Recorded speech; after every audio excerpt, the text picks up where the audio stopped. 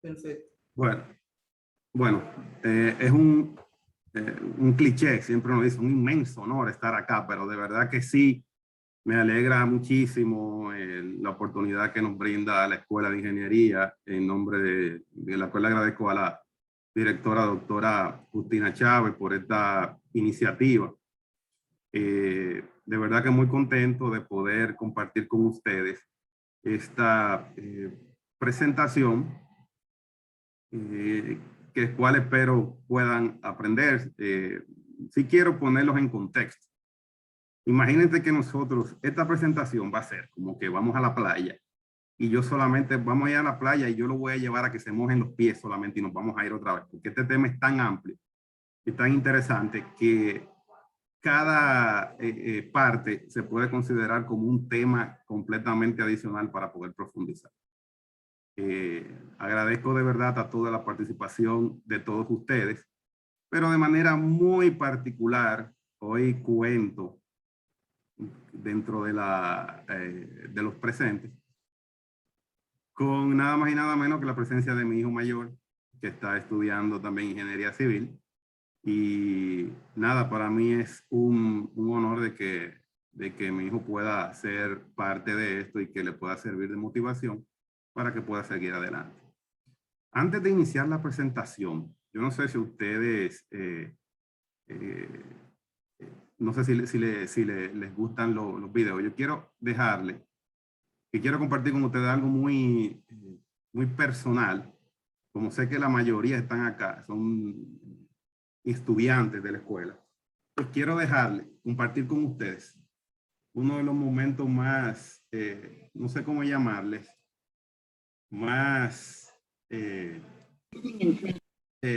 importantes de mi vida, que ocurrió hace exactamente 10 años. El tiempo pasa volando. Siempre le digo a los estudiantes, óyeme, y siempre le digo a mi hijo, el tiempo pasa.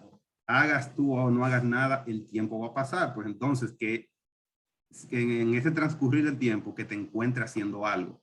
Y ese algo tiene que ser prepararse. Así que, antes de iniciar, yo quiero que me regalen ustedes a mí unos 4 minutos para darle como una especie de introducción a lo que será esta charla que voy a tener con ustedes.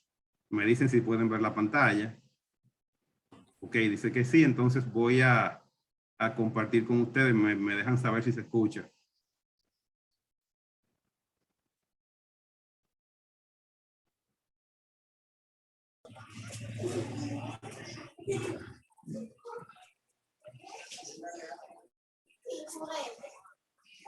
¿Se escucha?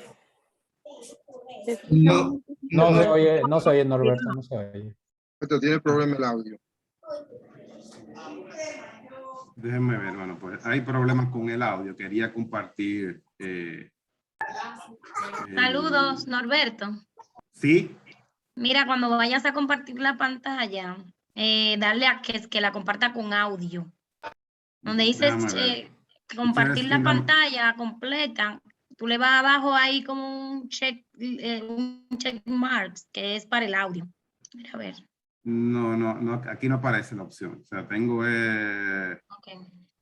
No elijo al participante, déjame ver qué extraño. Bueno, déjame ver si no, pues yo le dejaré. Alberto, discúlpame. Ajá. ¿Tú ves donde tú te pones mute? Sí. Hay una flechita, dale ahí. Ya le di. Tú le dejas ahí, tú andas con el sistema que está debajo del micrófono, dice select micrófono. Ajá. Dale a donde dice el sistema. Y te va. Sí, está ahí, Same System, ahí está. Debió presentarse. Déjame intentarlo por última vez. Si no, pues ni modo, yo le dejo el enlace, lo que quiera. Mira, ahí está sonando, me dejan saber. ¿Se escucha ahí?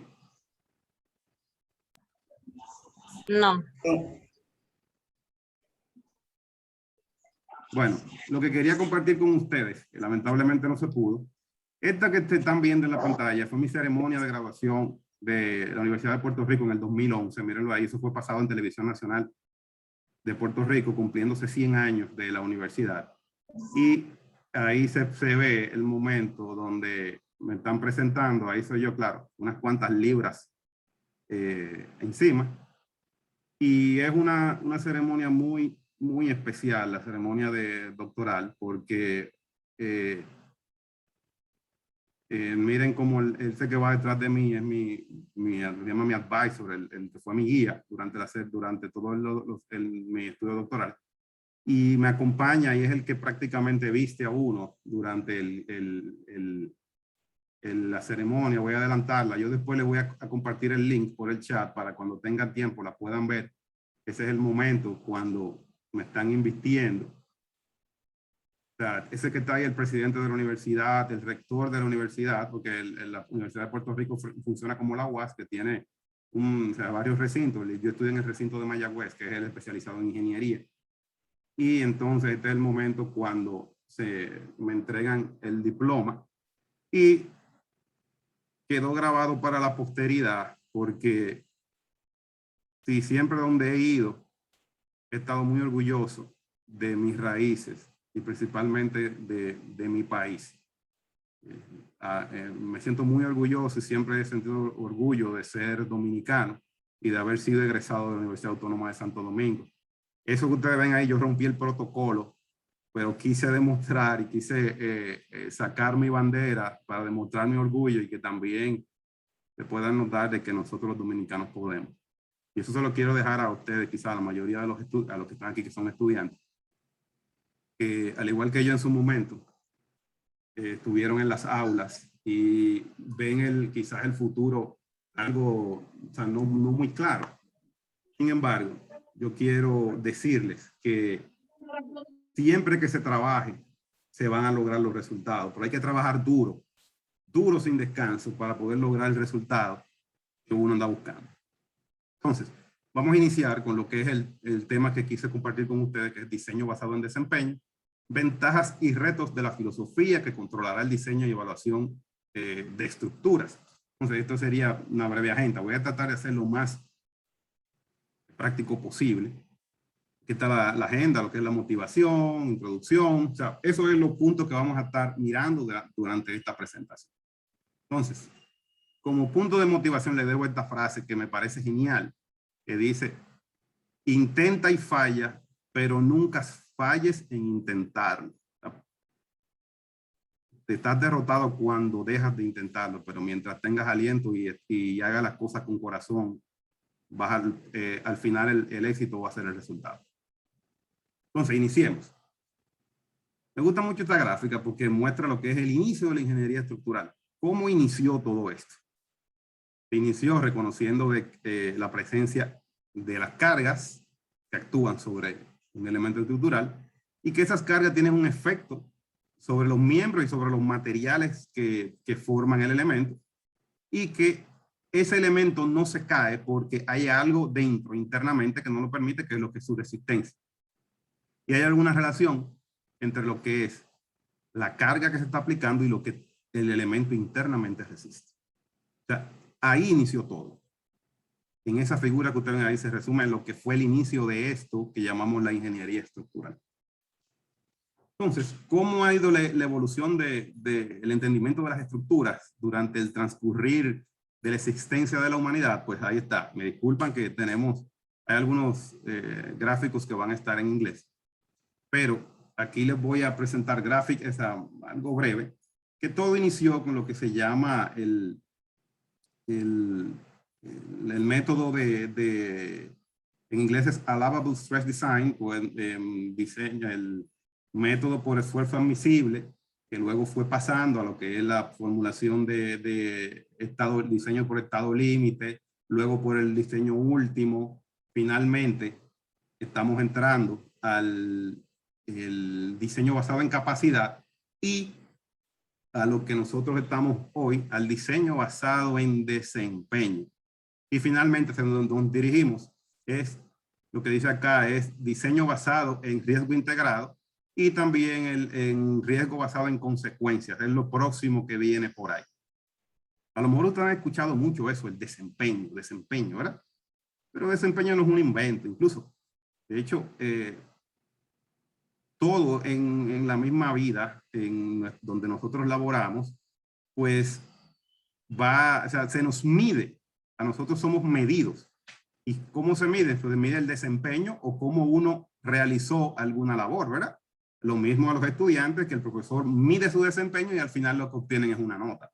Asimismo, las estructuras son medidas, se mide su desempeño para saber cómo se van a comportar. Pero eso vamos a hablar en un breve instante. Entonces, ¿cómo ha sido la evolución de los métodos en el diseño estructural? Recuerden, anteriormente era el análisis, ahora es el diseño.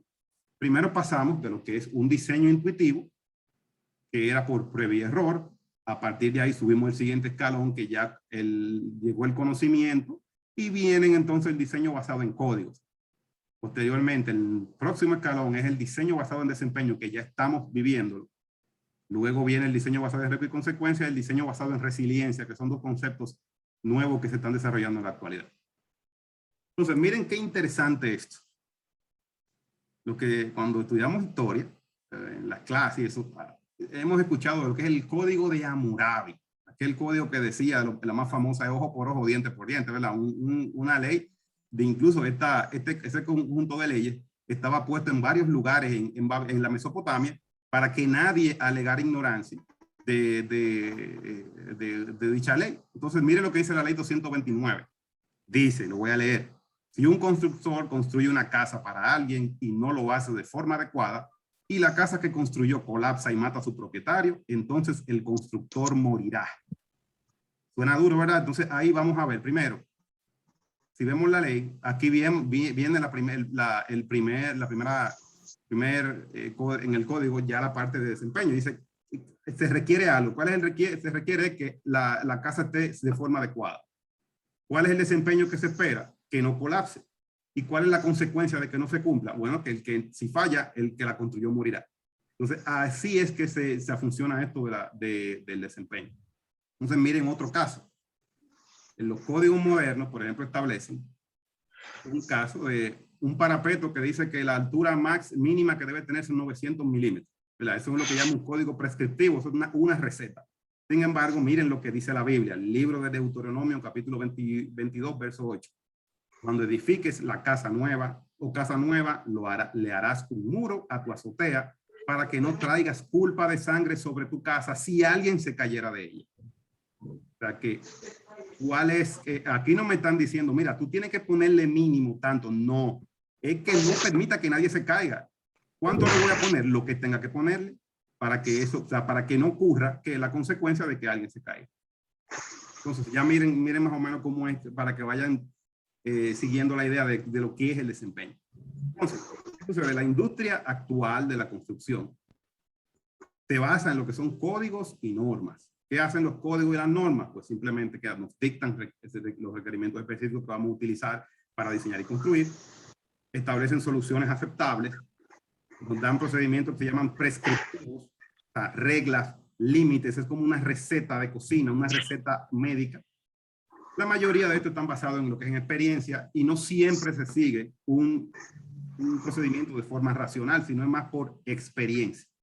Entonces, el espíritu, detrás de todo eso, lo que se busca es que haya seguridad de los ocupantes de la edificación que se está diseñando, y se supone que si usted cumple cada letra de ese código, pues su estructura va a ser, entre comillas, segura, ¿verdad? Sin embargo, también estos códigos prescriptivos establecen lo que son niveles de peligrosidad, las cargas que vamos a utilizar, los límites, nos establecen límites en lo que son los sistemas estructurales, los tipos de elementos, las dimensiones de elementos, los materiales que vamos a utilizar, nos establecen qué procedimiento de análisis vamos a usar, y también nos dicen cómo vamos a detallar la estructura, y nos dicen también cómo se va a construir. Entonces, todo esto, como dice ahí, esperando que se reduzca la vulnerabilidad y sea más segura. Todo esto es lo que nos hace a nosotros ser, quieras o no, seguidores de un código. O sea, lamentablemente, las escuelas de ingeniería enseñan o entrenan a los estudiantes o a los ingenieros, futuros ingenieros, me incluyo ahí, a seguir reglas, a seguir reglamentos, a seguir normas establecidas que hay que seguirlas sí o sí. ¿Por qué? Porque sí. Y muchas veces entendemos, la estructura no cumple con el código, quiere decir, si no cumple, vamos a tumbar la estructura si es consistente. Entonces, por ahí es que va la cosa, y al final es por, le voy a dejar esa inquietud a todos ustedes para que pueda germinar la semilla de lo que yo llamo de la inquietud. Entonces, miren, por ejemplo, tengo algunos casos del Código Sísmico de República Dominicana. Voy a agradecer, por favor, a la persona que bueno, ya lo muteé. Lo que es establecen por ejemplo, las amenazas, que son las cargas sísmicas, en este caso, del Código Sísmico Dominicano, establece unos mapas para calcular lo que son las cargas sísmicas, también unos mapas, unos tablas para, nos dicen qué carga viva vamos a utilizar ahí, nos establecen qué sistemas estructurales vamos a utilizar, cuáles se pueden y cuáles no, en qué zona. Todo esto es simplemente previo error. ¿Por qué? Porque a lo mejor se vio que una edificación en una zona, en un terremoto, con esas características, se comportó de forma inadecuada y tuvo un daño. Entonces, a partir de ahí, se penaliza a todo el mundo por eso. También te indica cómo vas a analizar la estructura, métodos simplificados, métodos espacio-estáticos, o también te dice, si la estructura no cumple con tal cosa, vas a hacer esto. O sea, siempre es como si fuéramos unos expertos cocineros, siguiendo una receta de cocina que no pensamos, simplemente es mirando qué voy a hacer paso por paso. Y si sigo esa receta paso por paso, al final voy a tener listo un edificio que cumple con el reglamento. Pero cumple con el reglamento que no me garantiza realmente que cuando venga un terremoto va a funcionar como uno espera, ¿verdad? Miren entonces también estos son los requerimientos, te dice cómo vas a calcular las cargas, cómo vas a detallar los elementos. Te dice absolutamente todo. Entiendo que uno no debería ser ni siquiera ingeniero para poder seguir, es simplemente ser un seguidor, una persona que entienda bien lo que está haciendo, leyendo, y simplemente va mirando paso por paso qué hay que hacer para tener un edificio diseñado de acuerdo a un reglamento. Entonces, miren qué interesante. Los ingenieros estructurales son entrenados o capacitados para seguir procedimientos, ecuaciones y reglas y ser conformistas.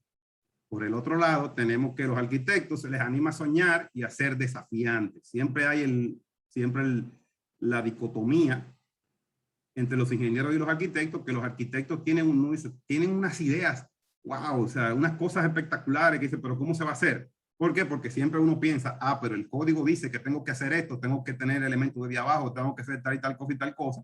Entonces, al final, por ejemplo, está la expectativa, tiene el arquitecto de expectativa que está aquí, unas obras completamente muy innovadoras, una chulería en buen dominicano, y cuando al final a lo mejor termina construyéndose algo así. ¿Por qué? Porque todo tiene que ser cuadrado, porque el reglamento te dice que si es cuadrado que tiene que ser. Y ya, entonces miren cómo se mata la innovación automáticamente por los requerimientos de los reglamentos. Entonces, vamos a hablar un poquito de lo que son las filosofías básicas del diseño sísmico de estructuras. O sea que el proceso de diseño, generalmente lo que envuelve son esto, porque buscamos cuáles son primero las cargas que tenemos, qué requerimientos tenemos por parte del dueño de la edificación, las restricciones, y al final del diseño sale lo que son qué materiales vamos a utilizar, los detalles de las secciones y las configuraciones estructurales de dentro del edificio. O sea, al final lo que uno busca es que la estructura pueda resistir la carga de forma, oye, lo más importante ahí, más rentable, costo efectiva posible. O sea, uno como ingeniero tiene que buscar que la solución que uno desea la más costo efectiva. En un diseño, o sea, siempre dos diseñadores pueden tener dos diseños completamente distintos y ambos sean satisfactorios desde el punto de vista del código. Pero no donde al final el que podría ser el más adecuado es el que cuando calculamos lo que es el costo. Muchas veces se establecen dimensiones o diseños que son muy costosos para lo que uno entiende, el conocimiento que hay, que va a resistir esa estructura y por tanto podría, o sea, no se cumple con ese indicativo o la intención que es que sea el más rentable. Entonces, ¿cómo garantizamos la seguridad? Siempre se busca que la capacidad sea mayor que la demanda a partir de lo que son factores de seguridad. Entonces, miren, por ejemplo, el primer enfoque de diseño, que la filosofía está en el diseño, lo que llama Working Stress Design, o diseño basado en lo que es el esfuerzo admisible, también se conoce, o Allowable Stress Design, lo que hace es que divide la capacidad entre un factor de seguridad que a veces tú dices, oye, miren, por ejemplo, sabemos que esta es la curva esfuerzo de formación del acero. Y uno dice, no, vamos a utilizar solamente un 50% del FY. Y estamos despreciando toda esta parte de lo que va a aportar el material. Pero eso, ¿por qué se desprecia? Porque no se tenía, en ese momento no existía ese conocimiento, y lo que se buscaba era lograr que la estructura que hiciéramos fuera segura. Quizás ahí teníamos entonces secciones mucho más grandes y resolvíamos el problema del diseño, pero quizás no era de la forma más costo efectiva posible. A partir de el uso viene el avance del tiempo, las investigaciones, desarrollo de pruebas, y que resulta que el ingeniero nos dimos cuenta que el comportamiento que va a tener una estructura real es como se muestra en la figura. O sea, que va a tener un comportamiento no lineal completamente. O sea, anteriormente simplemente asumíamos que el comportamiento iba a ser en el rango lineal.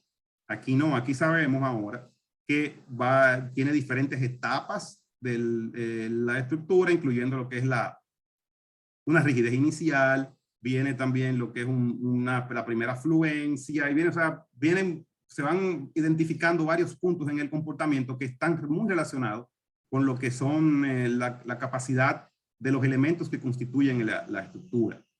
A partir de eso viene el segundo enfoque, que es diseño por esfuerzo último.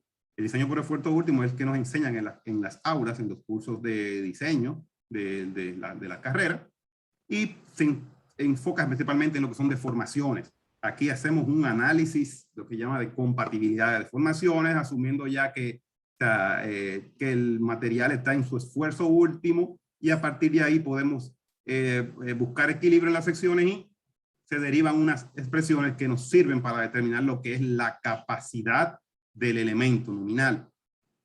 Para eso se utilizan estas curvas de esfuerzo o modelos de esfuerzo de formación para diferentes materiales. En este caso serían los tres primeros de arriba el hormigón, los de abajo son de acero. Esta aquí está la famosa, el rectángulo de Whitney, que es el que nosotros vemos a nivel de grado. Ya estos modelos que están aquí de modelos no lineales, pues se ven a nivel ya de posgrado de maestría. Entonces, ya el diseño viene la tercera etapa, que es el diseño por estado límite, que es una mejora entre el primero, lo que era el diseño basado en esfuerzo admisible, y el diseño por existencia última. Y con esto lo que se busca es que se garantice la vida ante cargas últimas y también ante cargas de servicio. Entonces, este enfoque de diseño lo que se busca es poder identificar los posibles modos de falla que tiene la estructura, y poder tener el diseñador control de cómo, si su estructura fuera a colapsar o a fallar, cómo sería, o sea, poder tener control sobre la forma que va a colapsar. Entonces, estos son unas descripciones de lo que son el diseño por estado límite, o sea, lo que sería el estado límite los estados de serviciabilidad y consideraciones especiales. O sea que, por ejemplo, en este caso, si vamos a cogerlo en estado de servicio, que es donde la mayoría de las edificaciones actúan bajo carga de servicio, carga viva, carga muerta. Las cargas sísmicas son cargas excepcionales que a lo mejor no ocurren nunca, o van a ocurrir una vez cada 50 años, 100 años dentro de la estructura. Entonces, ¿qué uno evita? Que haya deformaciones excesivas, de que haya ancho de grietas muy excesivas, o que también haya vibraciones indeseables que molesten cuando usted camine. Ya como en el estado último, lo que se busca es lo que se llama la formación de un mecanismo de colapso, de que se controla, de que ustedes a lo mejor han escuchado hablar de lo que es el mecanismo de columna fuerte, viga débil, con el objetivo de controlar este tipo de falla, porque ha demostrado que cuando falla una columna en un evento sísmico, pues se puede producir un efecto en cadena. O sea, es más detrimental la falla de una columna en un sistema, en un piso, que la falla de una viga. Entonces, por eso se forza a que falle primero la viga antes de que falle la columna. Entonces, este diseño por estado límite introduce lo que son los factores parciales de seguridad, que toman en cuenta el material, el miembro, la estructura, el factor de análisis estructural y los factores de carga. Entonces, estos factores van a, mientras más bajitos sean los factores, quiere decir que tanta confianza uno tiene, o tanto conocimiento tenemos al respecto. O sea, mientras menos conocimiento tenemos, pues más bajito ponemos el factor para estar del lado de la seguridad. Aquí están algunos ejemplos de algunos factores de los que acabo de comentar. Voy a seguir. Por favor, le agradezco a las personas que entren, que asegúrense que el micrófono esté silenciado, porque de verdad que todo el audio se entra aquí y es un poco molesto. Entonces, vamos a hablar ahora de lo que es la progresión en el diseño sísmico. O sea, cómo se diseñaba antes y dónde estamos hoy en día. Históricamente, antes de la ocurrencia, estamos hablando de antes años 40, 50, para poder incluir algo de la carga sísmica, se utilizaba entre un 5 y un 10% del peso total del edificio como carga lateral, y así se analizaba. Ya con o sea, ya había un nivel de incertidumbre muy grande porque no se tenía mucho conocimiento. ¿Qué sucede?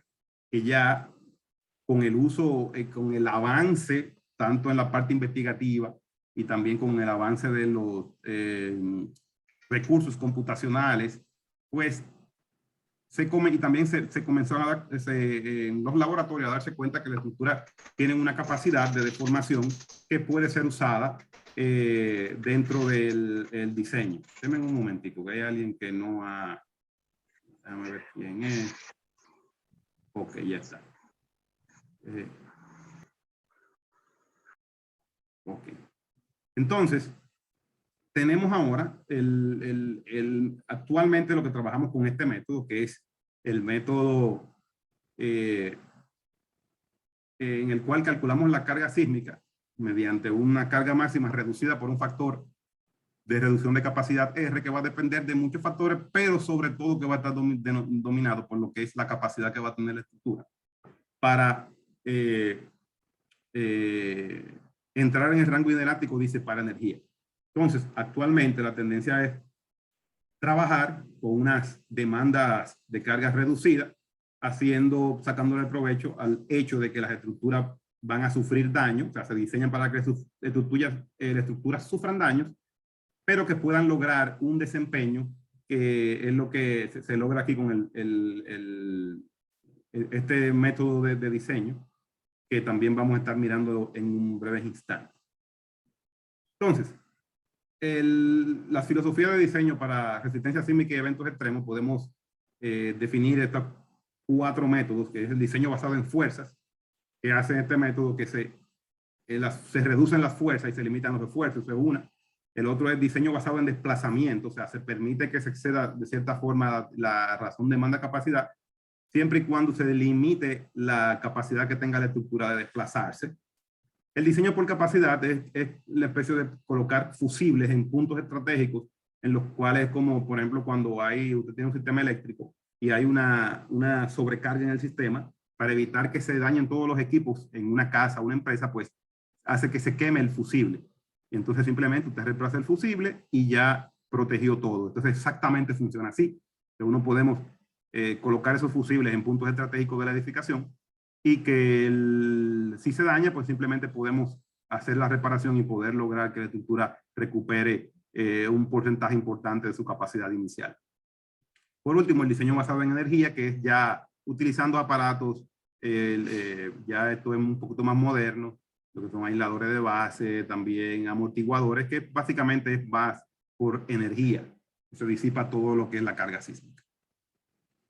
Bueno, vamos a hablar un poco del diseño de capacidad. Como le comentaba, aquí lo que se hace, esto trabaja de la siguiente manera. Lo voy a explicar mejor con este gráfico, que es la analogía de la cadena. Y es que en una cadena lo que se hace es que los elementos que son más frágiles se diseñan de forma elástica y los que son más dúctiles se diseñan por desplazamiento. O sea, lo que se busca es que cuando la cadena Ale, por ejemplo, como lo muestra en la segunda foto, este elemento sufra grandes deformaciones que van a impedir que entren estos elementos que son más frágiles, y así lograr de que el proceso de falla sea controlado. Entonces, esto es lo que se basa el diseño por capacidad actualmente. Entonces, ahora, después de haber visto esto, surgen las siguientes interrogantes. ¿Son todos los códigos de diseño y construcción correctos? Entonces, si usted agarra códigos de diferentes países, hay diferencias. Entonces, si todos difieren, ¿son todos correctos? Esa es la primera pregunta. La segunda es, nosotros le decimos a las estructuras qué código va a seguir a la hora que enfrente un terremoto. Las estructuras no saben de código. Ellas van a responder según cómo están construidas. Siempre le digo a los estudiantes que las estructuras se van a comportar como están construidas, no como están diseñadas. Entonces es importante el proceso de construcción se guarde, pero como le digo, las estructuras ellas no van a decir, bueno, a mí me diseñaron con el código R001 y es el que yo voy a seguir. Olvídate, ella se va a comportar como se vaya a comportar cuando venga el terremoto. Entonces, los códigos, ¿qué sucede? Cambian de cada 3 a 5 años. Entonces, ¿qué vamos a hacer cuando las estructuras que se diseñaron? O sea, vamos a estar revisando las estructuras cada 3 a 5 años. Son preguntas interesantes que se hacen, ¿verdad? Entonces, todos los códigos se desarrollan con la intención de cumplir con lo que se llama la seguridad de vida, pero no para limitar costos ni daño. O sea, lo que se busca es que se garantice la vida a como de lugar. Entonces, ¿qué sucede? Miren qué interesante esto. Esto sería, por ejemplo, una pregunta.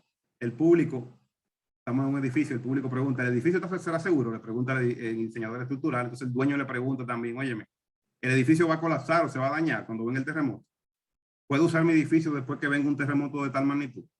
¿Cuándo serán los costos que voy a gastar para repararlo? ¿Qué tiempo me va a tomar retomar las operaciones? ¿O puedo hacer que un edificio que no se dañe ni colapse?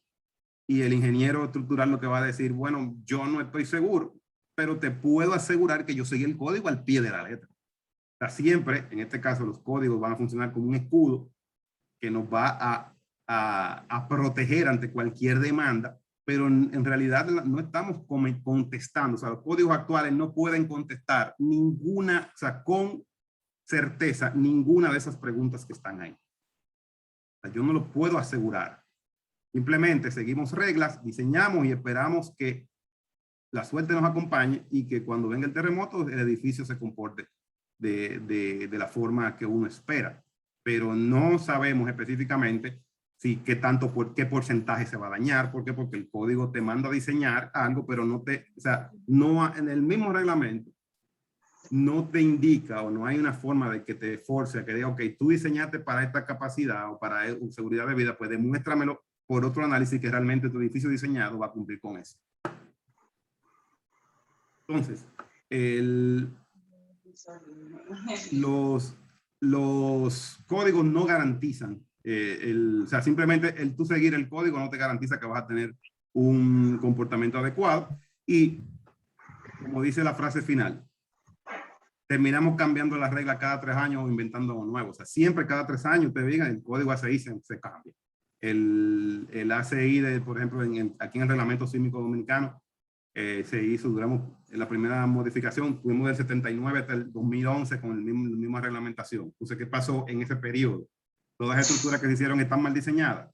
Ahora tenemos el código del 2011, estamos ahora mismo en el proceso del 2000, o sea, de una modificación que viene ahora. ¿Qué quiere decir? Con estas modificaciones, que lo que se hizo anteriormente no funciona o está mal. Entonces, cada vez que cambiamos el código, tenemos entonces las mismas interrogantes, ¿verdad? Como que estamos en prueba, estamos ahora mismo, estamos en un proceso de prueba y error. Entonces, miren, interesante, fue una película que se llama The Towering Inferno, de 1974, que el que pueda ver se la recomiendo, que el director o el jefe de bomberos le pregunta al ingeniero estructural, al arquitecto, ¿cuánto tiempo tenemos antes de que el edificio colapse en este fuego? Un edificio, creo, de estructura metálica. Y ellos estaban intentando de ver, por ejemplo, qué tiempo tenía. Entonces, esa respuesta no se la pudieron dar. Algo que uno dice, óyeme, pero... ¿cómo podemos dar una respuesta así? Pues cuando tenemos control del edificio, de lo que se está haciendo, sí podemos tener una idea de qué tiempo, por lo menos, pudiera ocurrir o en qué intensidad de carga el edificio puede colapsar. Por favor, nuevamente, hay 100 y pico de personas dentro de la plataforma, de que todo el que entre ponga su micrófono en mudo, por favor. Entonces, vamos a hablar en lo que son las motivaciones para el diseño basado en desempeño. Entonces, ¿qué motivó esto? Bueno, lo que acabo de decir, de que el reglamento actual no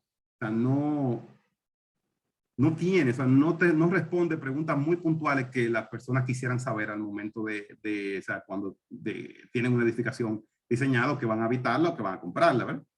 Entonces, el diseño basado en desempeño sí responde puntualmente cada una de esas preguntas. Vamos a ver más adelante que utilizamos esta filosofía en el diseño, no tanto para el diseño, sino para la evaluación de estructura, podemos saber exactamente o con un mayor nivel de exactitud cuántos elementos van a ser dañados cuando se someta la edificación a lo que son las diferentes amenazas que puede sufrir durante su vida o puede experimentar durante su vida útil. Entonces, ¿en qué está basado ese concepto? Aunque no es nuevo, pero se basa, miren qué importante, por eso lo subrayé en rojo, investigaciones del desempeño de edificios. Importante, investigación. O sea, aquí vamos a la parte, no solamente es práctica, que muchas veces lamentablemente nos enfocamos más en la práctica, que uno tiene más experiencia porque ha diseñado más, pero que diseña haciendo lo mismo, o sea, tiene más experiencia siguiendo siguiendo una receta, ¿verdad? Le he hecho tantas veces la receta que se la sabe de memoria. Pero esto no se basa en recetas, sino en primero qué pasó y entonces cómo eso que pasó, cómo yo lo llevo a un laboratorio. Y eso después que esté en el laboratorio, entonces entramos los ingenieros a ver cómo podemos incorporar eso dentro del diseño para poder predecir esa situación que ocurrió mediante ecuaciones y poder entonces considerarlo dentro de nuestro diseño. Entonces, ¿qué sucede? Que antes quizás no se podía hacer porque no había la capacidad computacional en ese momento, 20, 30 años atrás. Pero ya sí tenemos la capacidad, las herramientas analíticas y las capacidades computacionales que sí permiten que podamos movernos al siguiente escalón. Entonces, aunque los conceptos fueron desarrollados originalmente para edificios existentes, sí bien aplican perfectamente para edificios nuevos. Muchas personas con lo cual tengo el compartido dicen, no, eso de diseño basado en desempeño, eso no, o sea, eso es muy complicado, eso nada más, eso está pensado para edificios existentes. No necesariamente así, también los edificios nuevos pueden ser diseñados basados en desempeño. Entonces, esta filosofía no busca suplantar los códigos, sino es complementar. O sea, no es que vamos a decir, no, tú no sirves, no, es que lo que te falta vamos a complementarlo haciendo análisis adicionales para poder asegurar que si me dices que mi estructura va a ser segura, es porque lo analicé para diversos terremotos y me di cuenta de que por el terremoto número 1 se me dañaron 3 vigas. Para el terremoto número 2, que es menos frecuente, pero tiene una magnitud mayor aceleraciones, pues en vez de 13 me dañaron 20 vigas y 4 columnas.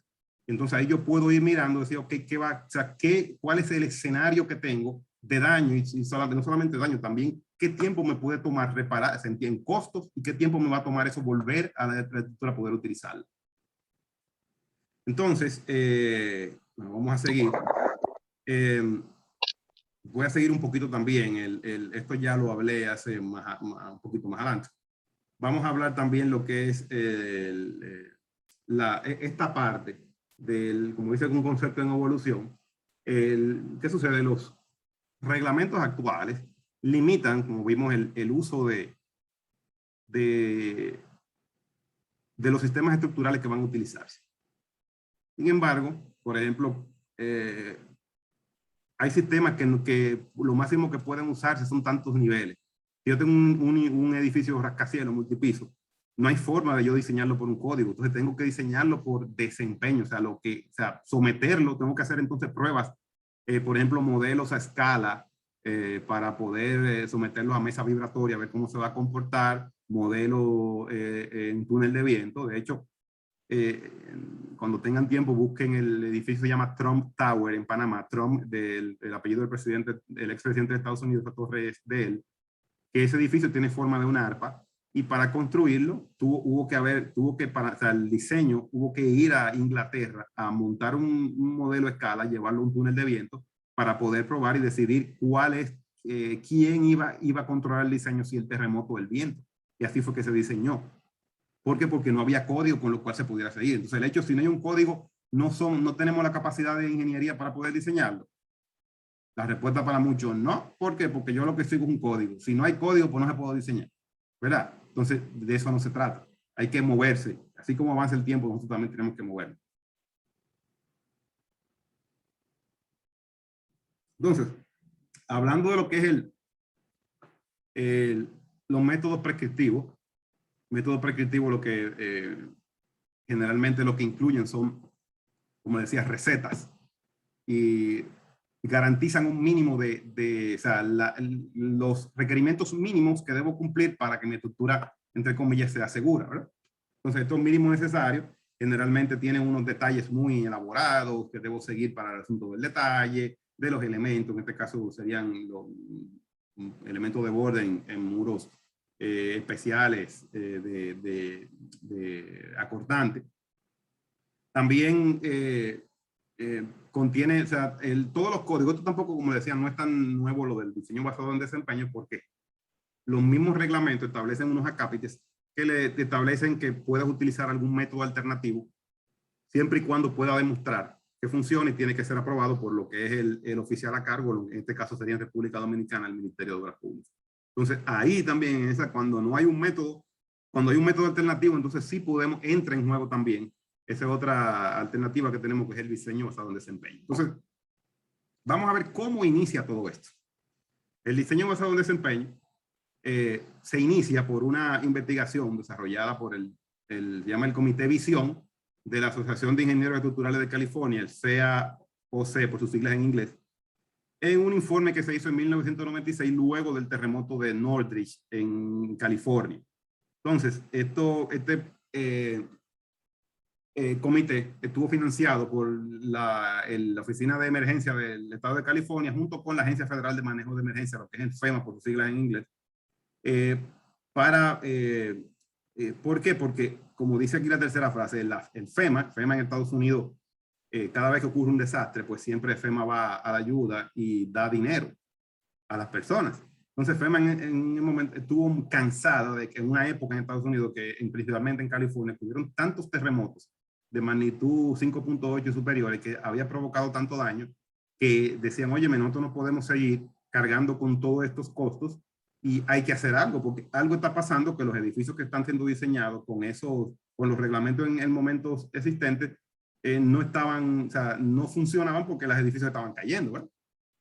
Entonces, lo que se hizo, se buscaba de que se desarrollara una metodología que pudiera asegurar que las edificaciones se comportaran mejor durante terremotos siguientes. Entonces, para esto se diseñó, se estableció lo que es el procedimiento para medir lo que son, o sea, se establecieron lo que son o sea, qué quería el dueño de la edificación para, en este caso, poder asegurar que el edificio se mantenga en pie y no colapse en el peor de los casos, de que también se reduzcan los tiempos de tener que repararlo, o los costos potenciales también de reparación. Entonces, vamos a seguir un poquito. Voy a seguir un poco también para acá. Eso ya lo mencioné ahorita, voy a seguir. Bueno, miren qué interesante. ¿Cómo surgió esto? El diseño basado en desempeño, en su momento, viene lo que es un tomador de decisiones. ¿Quién es el tomador de decisiones? Sería el desarrollador del proyecto, el funcionario de la contratación, llama building official en inglés, en Estados Unidos, o lo que es, por ejemplo, el Ministerio de Obras Públicas, lo que son los prestamistas, los financieros, y también las aseguradoras, y establecen lo que son o sea, qué es lo que se quiere. O sea, que ellos dicen, yo quiero que mi edificio sea capaz de comportarse de esta manera, o sea, que se me proteja la vida, de que los costos de reparación sean minimizados, y que el tiempo de interrupción también sea minimizado. Entonces, ¿qué pasa? con estas, bajo el reglamento actual en el momento, como le comentaba ahorita, no había forma de poder responderle. Entonces, ahí vienen lo que son algunas de las expectativas que tenían esos tomadores de decisiones y se acercan al ingeniero estructural. Entonces vamos a entrar. ¿Qué sucede? Aquí, cuando dice minimizar los costos de reparación, es porque ellos querían salvaguardar su inversión. No es lo mismo usted invertir un dinero que se le caiga al edificio, entonces perderlo todo. Lo otro, minimizar el uso de interrupción. ¿Por qué? Porque en la época del 70 y algo a los 90, en el sur en el estado de California, está también lo que es Silicon Valley, estaban todas estas empresas grandes, incluso la NASA tuvo un momento ahí, donde habían dentro de esas edificaciones equipos costosísimos y también que no podían sufrir daño ante un terremoto porque se afectaban muchos proyectos que tenían.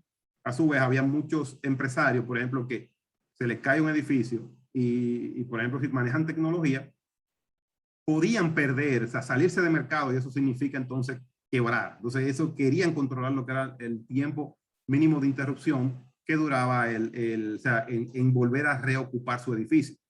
Entonces, ¿qué pasa? La solicitud es, mira, yo quiero que el edificio cumpla con eso que te pido. ¿Qué hace el ingeniero en su momento? Se apoya en el código, en el reglamento, porque eso es lo que hay, ¿verdad? Y el conocimiento está ahí, pues entonces yo te voy a diseñar el edificio para que cumpla con eso. Bueno, vamos a seguir, eso yo lo hablé ahorita, también hablamos ya de los códigos para ir avanzando un poquito. Miren esto a lo que se refiere una comparación interesante de lo que es el método prescriptivo y el de desempeño. Y es que el método prescriptivo hace énfasis en lo que son los procedimientos, mientras que el desempeño lo que hace énfasis en resultados. Eso funciona lo mismo de que a veces, por ejemplo, con esto de la pandemia, se ha demostrado que un empleado 8 horas, usted tener una persona 8 horas en una oficina, no garantiza que va a tener resultados. O sea, no es lo mismo. O sea, si un empleado usted lo tiene 8 horas y lo que hizo una labor, que quizás a una persona usted dice, mira, yo lo que quiero es que ese trabajo esté hecho, cueste lo que cueste para tal hora. El tipo te lo hizo al tiempo que lo pediste. Entonces, es por desempeño, no por tiempo. Entonces, es un error que hay, por ejemplo, que se pudo demostrar que es mejor de trabajar por desempeño y no por obligaciones de tener una persona, por ejemplo, sentada ahí 8 horas. Miren, por ejemplo, aquí tenemos un procedimiento que se nos dice, mira, yo necesito que tú me hagas un concreto que sea la prescripción 1 a 2 a 4. O sea, el arena, cemento y agua, ¿verdad? Y lo que se espera, o sea, que es implícito, es que yo tenga un hormigón que tenga 210 de capacidad. No es lo mismo que tú le digas, mira, haz lo que tenga que hacer para yo tener un hormigón de 21 megapascales o 210. Y si tú no me das eso, pues te lo voy a reject, que es a rechazar. Entonces, miren la diferencia. O sea, no es lo mismo que tú digas, si haces el concreto bajo estas especificaciones, si no da yo, bueno, pero yo lo hice como tú me dijiste. Aquí es al contrario, yo quiero que tú me entregues el resultado, me importa lo que tenga que hacer, pero que ese resultado sea ese. Si no, no funciona. Entonces, aquí les muestro lo mismo que le mostré ahorita. Miren el gráfico de todos los terremotos que ocurrieron. Miren, todos estos terremotos ocurrieron desde el 71 al 94. Entre ellos el famoso terremoto de San Fernando del 71, que fue el que originó muchos cambios en lo que son los códigos de construcción en Estados Unidos. Entonces, eso ya se lo mencioné. El problema mayor era que en esas zonas se construía con edificios que se llaman tilt-up, que es parecido a lo que se utilizan en las zonas francas, ¿verdad? Algo así. Y entonces los terremotos causaron mucho daño. Eso ya yo lo mencioné ahorita. Miren esta casa, tiene cuando el objetivo de desempeño, el dueño le dice, mira, yo quiero que mi edificio tenga seguridad de vida. Y le pregunta, quiero que mi edificio sea seguro. El ingeniero dice, bueno, yo creo que su edificio podría colapsar ante un terremoto. O sea, oye, esa no fue yo te pregunté cuánto es 2 más 2, me respondiste con otra pregunta. O sea, no me diste una respuesta correcta. Luego, ¿qué pasa? El propietario quiere que su edificio sea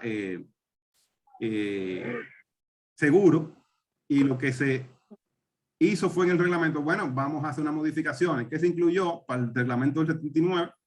Incluir un punto 75 en el factor de 0.75 para ser considerado dentro del diseño, y con eso aseguramos que cumpla con seguridad de vida. Luego me dice, bueno, mira, yo necesito utilizar mi edificio de forma inmediata. Entonces dice, bueno, pues lo que vamos a hacer, bueno, vamos a introducir, lo que saben de diseño, saben que el famoso factor de importancia, incluyeron, vamos a ponerle un 1.5 en el diseño para aumentar la carga sísmica, y así entonces consideramos que es un edificio que se puede utilizar de forma inmediata. Hasta ahí vamos bien. Sin embargo, cuando las aseguradoras comenzaron a darse cuenta de decir, oye, pero esto es un problema, de que cada vez que hay un terremoto yo estoy perdiendo muchísimo dinero en reforzando edificios. Y viene un fenómeno en 1980 que se llama el PMP, o es pérdida máxima probable.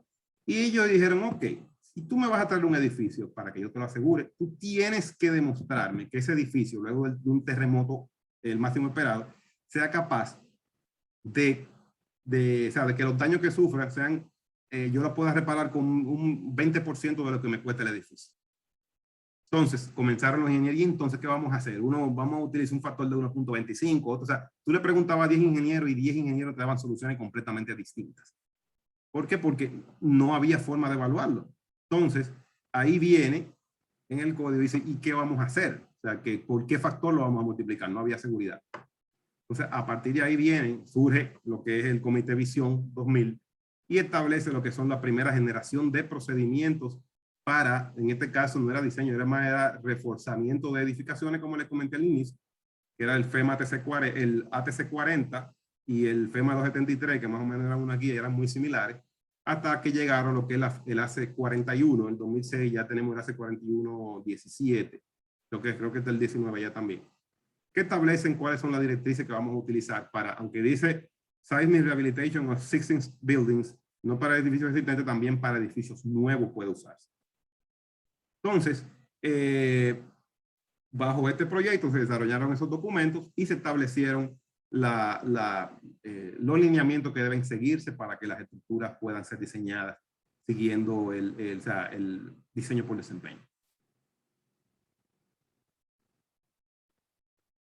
Entonces, eso ya lo hablé. ¿Cuál sería el procedimiento que se va a utilizar para el diseño basado en desempeño? Es primero seleccionar los objetivos de desempeño, o sea, cómo yo quiero que mi edificio se comporte.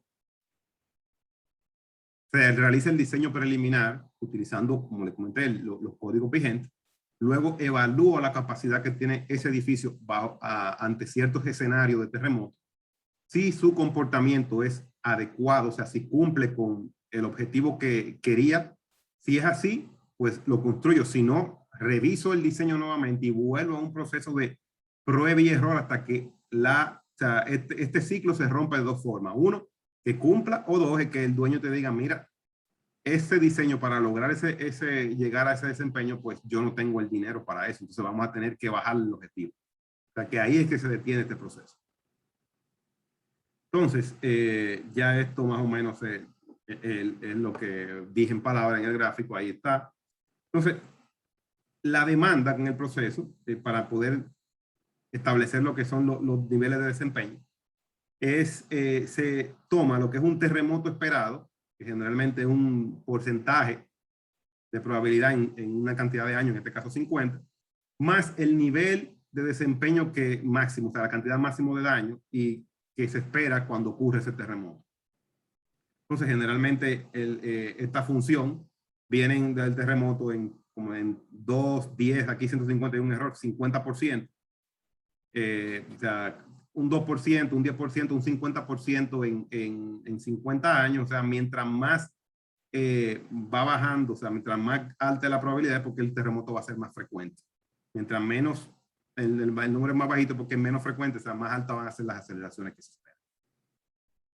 Entonces, ese nivel de desempeño se evalúa en estos 4 niveles que tenemos, que son 4, que es operacional, es cuando viene el terremoto que estemos analizando, y me deje el edificio igual. Miren cómo está esto amarillo, indica que el edificio tiene todos sus servicios funcionando, está perfecto. Entonces viene la segunda, que es ocupación inmediata. Ocupación inmediata es que puede haber quizás interrupción en los servicios eléctricos, algún elementos, por ejemplo, no estructurales que se hayan caído, pero que la recuperación de la operación es un tiempo generalmente corto y puede volver, por eso se llama ocupación inmediata. Ya seguridad de vida es que el edificio va a tener una cantidad de daño importante en los elementos que forman parte del sistema estructural sismo-resistente, pero no va a colapsar, se pueden salvar las vidas. Y aquí en prevención de colapso, el último es que está a punto de colapsar, o sea que en este caso, en prevención de colapso, el costo de reparación es sumamente alto y prácticamente el edificio queda inservible, o sea que hay que demolerlo al final. Entonces, mientras más nos movemos hacia la derecha, mayor es el costo que vamos a necesitar para poder repararla. Mientras más, mayor el costo, pero para construir, mientras más nos movemos a la izquierda, va a ser al revés, que también el costo va a ser mayor. Porque implica el mantenerse operacional va a implicar que los elementos prácticamente trabajan en el rango elástico y eso implica secciones mucho más grandes.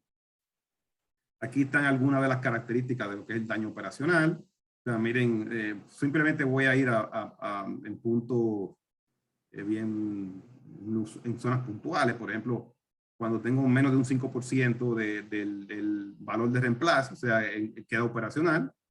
Ya cuando es ocupación inmediata, que las pérdidas andan menor de un 15%.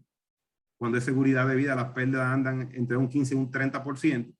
Y ya en prevención de colapso, es cuando la pérdida anda más de un 30%. O sea que ahí ya según dicen los que saben, que cuando usted tiene un bien y tiene que invertir más de un 20, más de un 30% puede ser el número, para poder reforzarlo, o sea, no es costo efectivo. Y es mejor entonces demolerlo y hacerlo nuevo porque le sale mejor.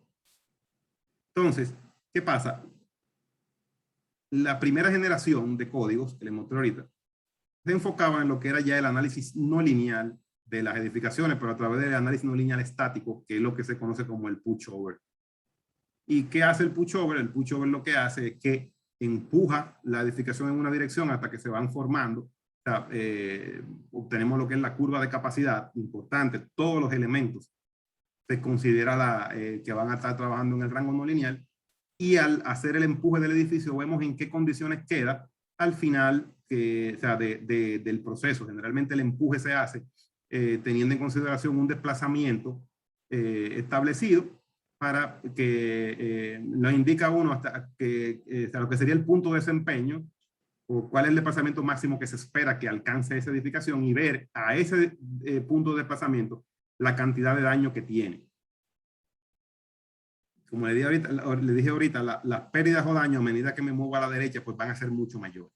Miren, en este caso, esto es lo que se llama la curva de capacidad o generalmente carga versus desplazamiento. Y vemos las diferentes etapas en las que se encuentra la edificación. Por ejemplo, la ocupación inmediata estaría acá, que estamos en el rango lineal, o sea, daño mínimo. Ya cuando entra la primera incursión en el rango no lineal, pues viene lo que es la ocupación inmediata. Posteriormente viene ya cuando sigue entrando en fluencia, varios elementos comienzan a experimentar falla, fluencia. Viene lo que es la seguridad inmediata y luego ya lo que es seguridad de vida, y esto es lo que llaman prevención de colapso, y es que el edificio está a punto de colapsar y se nota aquí en esta gráfica cuando hay una quiebre, o sea, que tiene una rigidez negativa, lo que indica que hay pérdida de resistencia y rigidez y que lo que es declara la falla del elemento. Este gráfico es interesante porque muestra la forma de medir los desempeños. Por ejemplo, en los daños, eso ya lo habíamos visto, que va desde 0, a medida que me muevo a la derecha, pues son más altos. Las muertes también, con prevención de colapso serán mayores que para operacional y los demás. Downtime for rehabilitation es el tiempo que va a estar la estructura detenida en lo que se hacen las reparaciones. Mientras más estoy a la derecha, pues mayor tiempo voy a durar detenido para repararlo. Y los costos de rehabilitación luego del evento van a ser mayores para estructuras que van a sufrir más daño que la anterior. Ahora, Costos de reforzamiento para minimizar la consecuencia, evidentemente, si yo quiero que mi edificio esté operacional, un edificio existente lo quiero convertir en operacional, voy a tener que invertir una gran cantidad de recursos para poder llevarlo a que quede operativo. Y aquí, para que quede en condición de colapso, pues va a ser menor lo que voy a utilizar. Y para también impactos en la sostenibilidad económica van a ser menores en la parte operacional que la parte aquí cuando está en condición de colapso. Bueno, este gráfico es similar al que habíamos visto ahorita. Esto es lo que es la gráfica del llaman pushover o de empuje progresivo, en el cual se ve, o sea, cómo el edificio se va empujando y miren cómo al final queda, cómo se denota esta curva que me muestra la capacidad del elemento. ¿Qué sucede? Que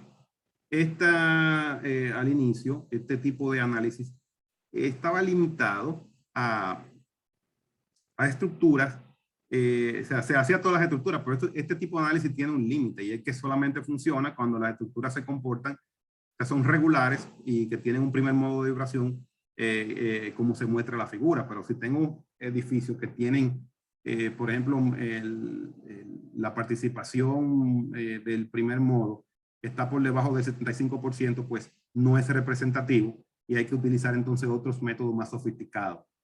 Pero al principio eso era lo que se tenía y eso era lo que se utilizaba. O sea que mientras ya el método del empuje progresivo no es hay mucha incertidumbre hoy en día, entonces el método que más realista es lo que es el non-linear time history analysis o el análisis no lineal tiempo-historia, que es lo más parecido a lo que la estructura va a experimentar en la realidad.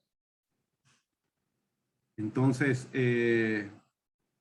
esto lo vimos también, esto también lo vimos. Esto quiero también presentar lo que es lo que les comentaba hace un momento, lo que es el tema o sea, del análisis no lineal dinámico, que es lo último, lo que se está utilizando. Ya lo podemos utilizar porque tenemos ya herramientas computacionales muy eficientes que pueden lograr esta capacidad y esta capacidad de simulación. Lo que se hace es que se somete el modelo tridimensional del edificio a terremotos y se mide su capacidad, o sea, o el efecto que tienen sus elementos a través de su curva fuerza de formación o esfuerzo de formación que tenga el elemento. ¿Y cómo se saca este criterio? Pues se saca a través de experimentación, o sea, de experimento, perdón, aquí. Si se nota, esta columna que está aquí es una prueba de laboratorio que se hace. De hecho, me da la impresión que parece que fue en la Universidad de California en Berkeley, se llama el laboratorio Richmond. Yo estuve ahí en el 2010 y es impresionante los recursos que se invierten por ejemplo, en los Estados Unidos para conocimiento. Por eso es que es una potencia, porque invierten recursos en conocimiento para la mejora de sus infraestructuras. Entonces, aquí lo que se hace es que se somete la edificación a pruebas y de ahí se hacen diversos análisis para poder someter lo que se llama esta curva de esfuerzo de formación, que ya que está tabulada y simplemente uno valida en qué etapa de la curva estoy y así yo puedo saber en qué condición va a quedar. O sea, eso se hace para cada uno de los elementos que componen la estructura, principalmente para los elementos del sistema que se llama principal, que son los elementos que van a estar resistiendo la carga sísmica, y los elementos secundarios, que son los elementos que van a resistir la carga gravitacional. Entonces, esta es ya, como le comentaba, el análisis no lineal dinámico, que está basado ya en unas guías, que esto ha ido avanzando muchísimo. Ya hay guías incluso para hacer análisis no lineal de estructura, para ingenieros practicantes, también guías para tomar en consideración lo que es la interacción sola-estructura, cómo modelar estructura y los criterios de aceptación que deben tener. Y miren también una guía para el análisis estructural para el diseño de edificios. O sea que hay información suficiente para poder moverse al próximo paso, que es diseñar por desempeño las estructuras. Aquí en este gráfico estoy mostrando lo que son los criterios de aceptación para las, como le comentaba, para los componentes primarios. O sea que seleccionamos la curva esfuerzo de formación que se le va a asignar al elemento y luego de hacerle análisis verificamos en qué etapa quedamos. Entonces estos puntos que van a, los modelos ya incluyen cuáles puntos, o sea, en qué lugar de la gráfica voy a estar en ocupación inmediata, seguridad de vida y prevención de colapso. Lo mismo para los componentes secundarios. Aquí se muestra en esta figura lo que son los elementos secundarios y los primarios. Los primarios son generalmente los muros que van a estar resistiendo la carga, como le comenté hace un momento, y los secundarios, los elementos que no forman parte del sistema sino del sistema. Aquí están algunos criterios de aceptación, por ejemplo, cuando estoy a nivel de carga de servicio, que las derivas de piso, que es una información muy importante porque con esto puedo tener una idea del daño que va a recibir mi estructura. Se está limitada a un 0.5%. Si hago la corrida, realmente cuando se hace un análisis no lineal dinámico, los reglamentos establecen que debe correrse por lo menos el modelo con 7 terremotos representativos al que va a ocurrir en la zona donde está el edificio. Y de estos 7 terremotos, entonces, sacar el promedio. Y si ese promedio de las derivas por cada uno de los pisos debe andar por debajo del 5%. Si es así, pues estaría correcto. Esto es para un terremoto en servicio. Para cuando es ya estos son otros criterios para el terremoto. Esto es no recuerdo el DBE. Seguridad de vida. No, esto es, perdón, es el servicio. Déjame ver el otro, ¿cuál es? Bueno, esto se me pasó ahí. Pero sí tenemos lo que es el MCE, que es el Maximum Considered Earthquake, o sea, que es el terremoto máximo probable que va a ocurrir en la zona. Pues entonces, miren lo interesante que aquí la deriva está limitada a un 3%. O sea, que limita todavía más lo que son el story drift. Aquí están lo que son coupling beam, que son vigas de acoplamiento, las rotaciones, los límites que van a tener y las deformaciones. O sea, que aquí se controla absolutamente todo, los niveles de deformaciones.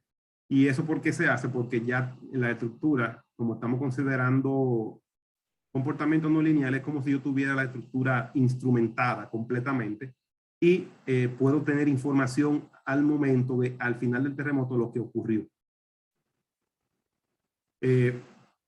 Para poder hacer lo que son el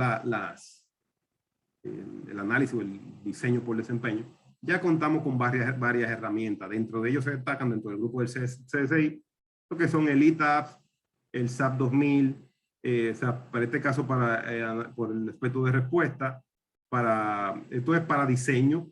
Ya para chequear la serviciabilidad, podemos hacer un análisis también de respuesta utilizando estos software, pero ya para collapse prevention, que hay que hacer un time history, un historial de tiempo-historia, pues hay que utilizar lo que es Perform 3D, SAP 2000. Hay otro software, como se llama, por ejemplo, hay otro software también que tienen capacidad, el robot, el Midas creo también, que hace también este tipo de análisis.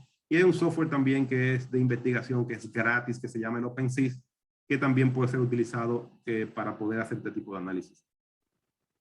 Aquí están lo que son las herramientas. Finalmente, aquí vamos a poner algunas de las aplicaciones de lo que es el diseño basado en desempeño, particularmente realizada bajo mi supervisión o por mí. Y aquí le estoy presentando, el pasado viernes estuvo presentando su trabajo de tesis de maestría, Frine Muñoz, que es egresada también de la UAS. Ella hizo la maestría en INTEC, que aquí está el título de la maestría. Y aquí aparezco, yo fui su asesor. Y estas fueron las curvas de fragilidad que se derivaron. La curva de fragilidad viene de análisis no lineal dinámico por desempeño. Mírenlo aquí, incluso están los diferentes estados de daño. Para 2 modelos de escuela de 2 niveles y de 3 niveles. Eso se hace utilizando el diseño basado en desempeño. Entonces también presento lo que fue la otra segunda tesis que salió también dirigida por mí, por Eddie Fermín Rodríguez, también egresado aquí de la UAS. Fui su asesor. que estuvo analizando escuelas del sistema anterior, del sistema viejo.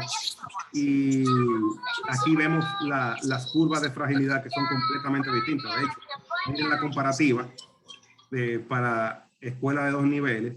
Miren el caso, o sea, para que tengan una idea, si chequeamos para una deriva de un 1%, lo que hay una probabilidad de que tenga un 70% de daño leve solamente esta escuela.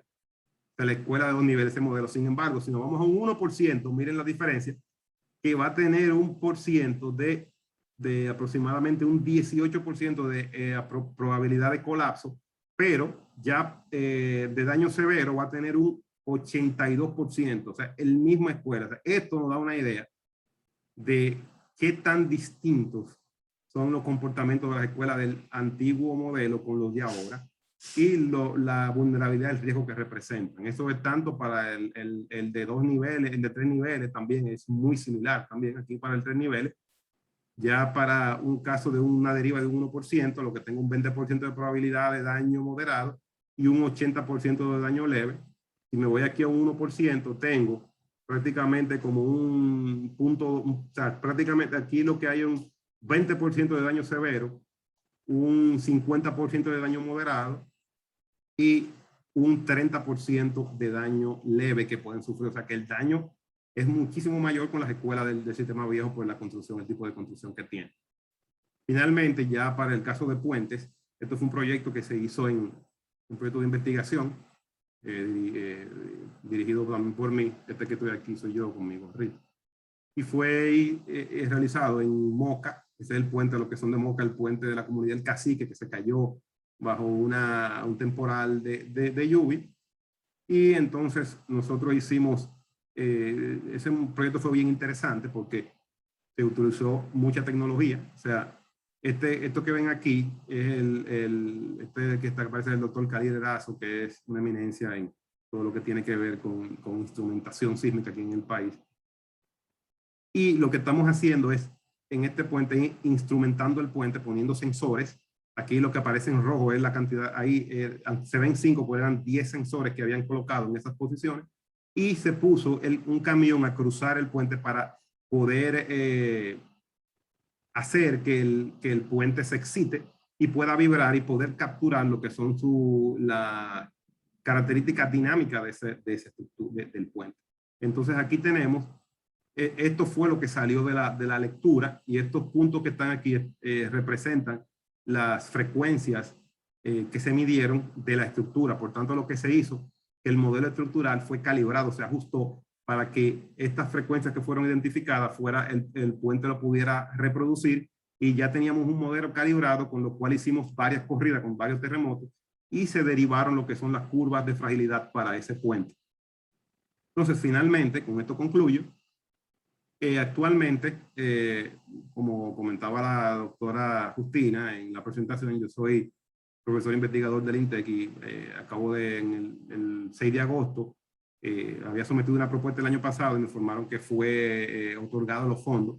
La propuesta se llama Evaluación Sísmica de Puente en Proceso de Envejecimiento en República Dominicana, en el cual yo soy el investigador principal y tengo como co-investigador al doctor Luigi Di Sarno de la Universidad de Liverpool en Inglaterra.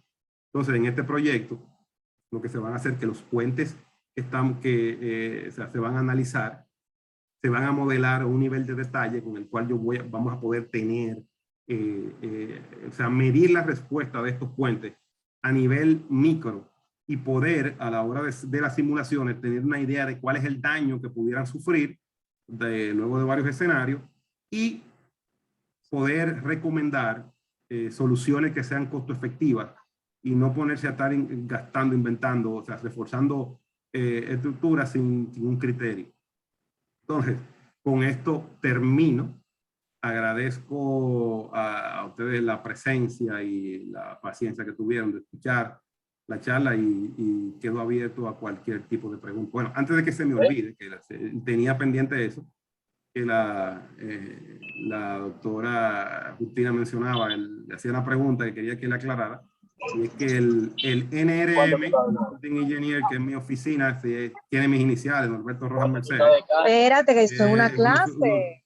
una oficina En que se dedica 12. al diseño y la revisión de estructuras, evaluación de estructuras existentes y como una anécdota un poco interesante es que cuando fui a registrar, yo quería ponerle, era Norberto Rojas y Asociado, y me rechazaron el nombre porque ya había una empresa registrada en el país que tiene por nombre Norberto Odebrecht. Y por tanto me rechazaron y tuve que crear NRM, pero sí, estamos ahí en las dos aguas, tanto en la parte académica de investigación, pero también en la parte práctica del diseño.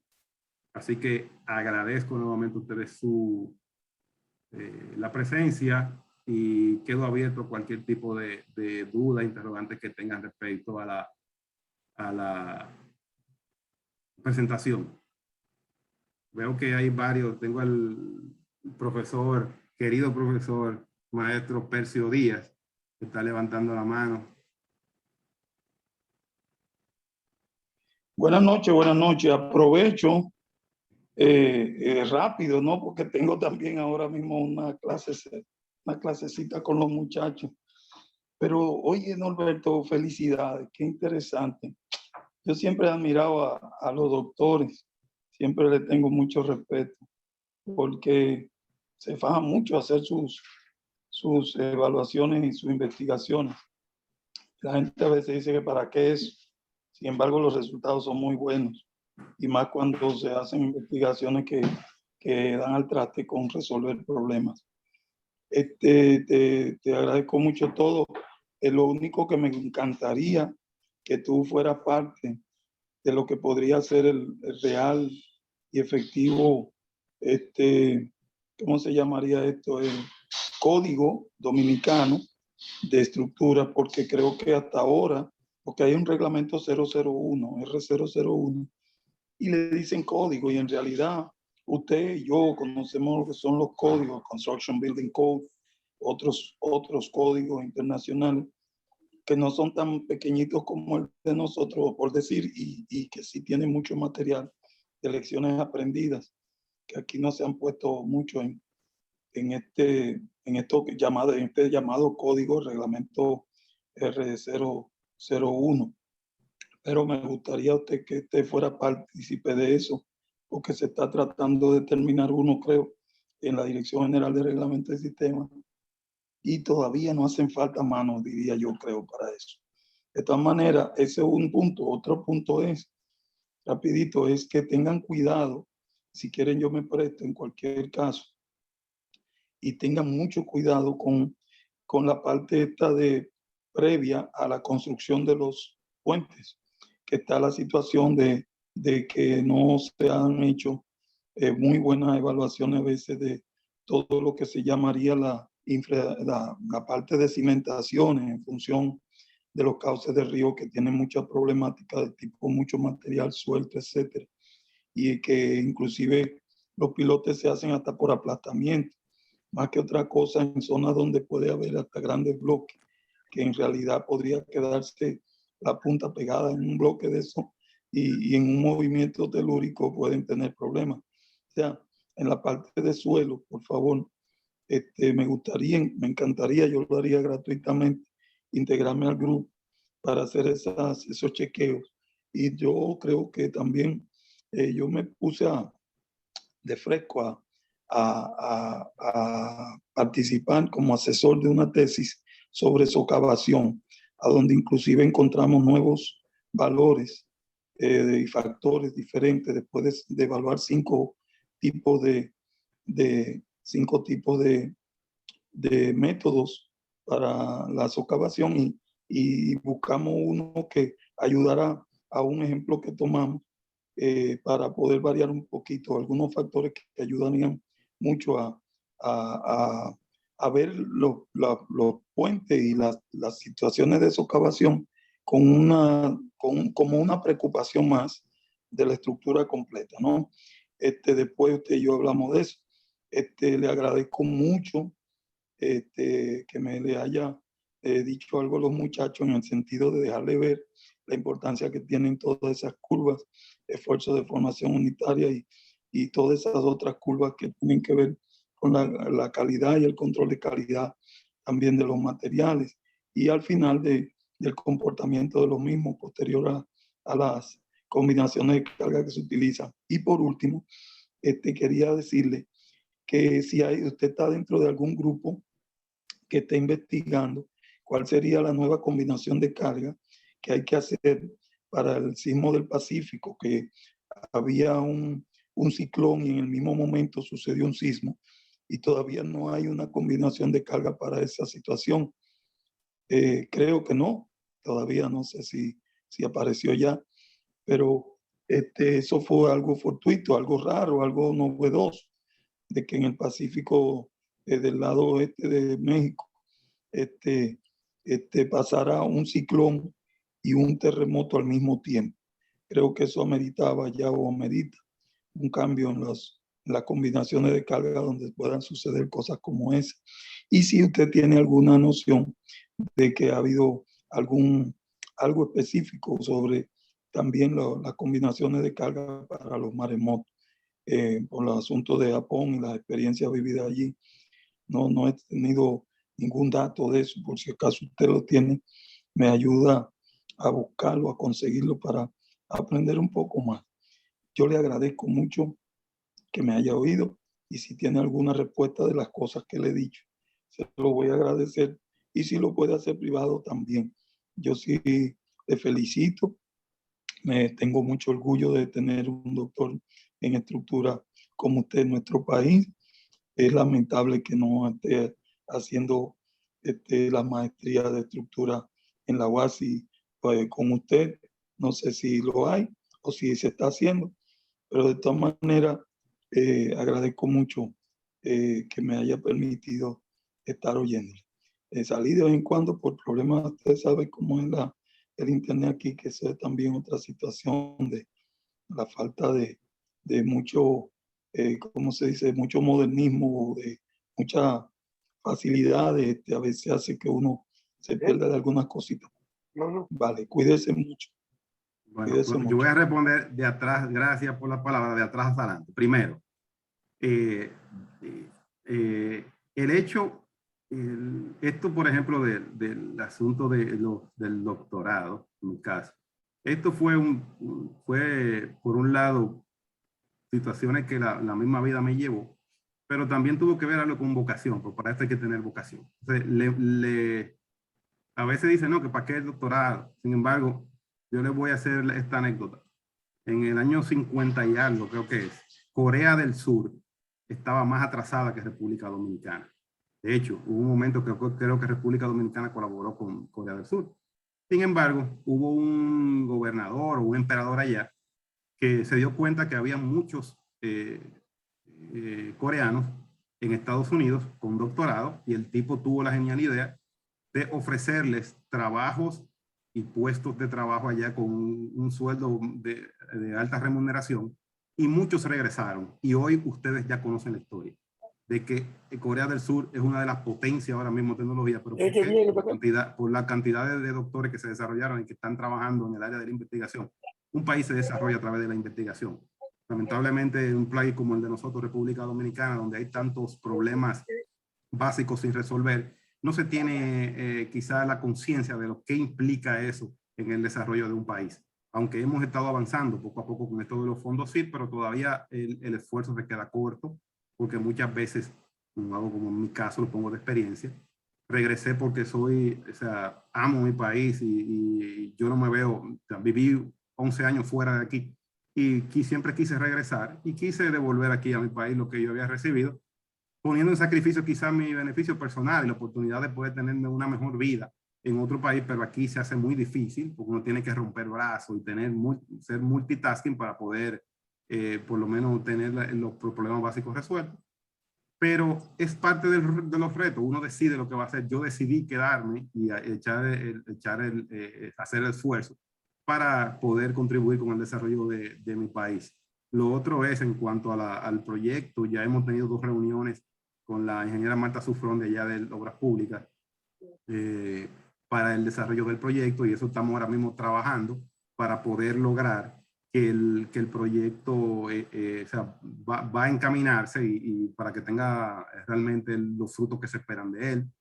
Por otro lado, también respondiendo a la parte de la maestría ya de INTEC, digo, de la UAS, yo le voy a responder de la siguiente manera. Yo soy un jugador del equipo, yo estoy sentado en la banca y simplemente cuando el dirigente quiera que entre, yo entro, pero estoy sentado ahí, no puedo hacer más nada. Lamentablemente ustedes saben que en la universidad, nuestra querida universidad, se rige por unos reglamentos que de verdad yo no los entiendo, pero, o sea, en mi caso, le limita, por ejemplo, la entrada de los profesores, pero esos son reglamentos y se respetan. O sea, yo no soy quien para cambiar las reglas, pero siempre estar en el banco como un jugador de equipo esperando que se dé la oportunidad para poder entrar y hacer mi trabajo. Y poder, sobre todo, ayudar a los estudiantes que son al final los beneficiados de esto. O sea, uno viene con muchas ideas, de ver lo que está ocurriendo también a nivel de investigación, lo que está ocurriendo a nivel de práctica, lo que está ocurriendo a nivel del mundo, y eso no quisiera que los estudiantes pudieran verlo y puedan también soñar, porque esto es interesante. O sea, si uno sueña puede lograr las cosas. Y me gusta mucho esta parte aquí en la universidad porque entiendo que la UAS es la universidad donde vienen quizás las personas que tienen menos recursos. Y me gusta esto que sirva de motivación para que no paren de soñar y luchen y trabajen por lo que quieren. Y lo otro, sí, estoy dispuesto a lo que necesiten. Yo siempre estoy dispuesto. Yo siempre estoy sentado en la banca esperando el turno, como buen jugador de béisbol, que me pongan de bateador emergente, preparado para, si viene una recta 100, sacarla por los 411. Y sobre las combinaciones de carga nuevas. No, eso no lo sé. Se me olvidaba algo muy importante. El código actual se está modificando. He tenido contacto con una de las personas que trabaja y de verdad que a pesar de todo lo que se quiera decir, se está trabajando bajo un criterio. He visto, se me ha presentado algunos de los avances y realmente son bien interesantes hacia dónde se dirige. O sea que realmente vamos a tener o sea, el código se va a actualizar, quizás no como el que todo el mundo quiere, pero sí yo entiendo que va a caminar. O sea, no nos vamos a atrasar, sino que vamos a caminar hacia adelante. O sea, que es una buena, el código que viene, las expectativas son muy buenas al respecto. Bueno, otra persona, el Paco González, tiene que tener la mano cansada, porque la tiene hace rato levantada. Dígame, Paco.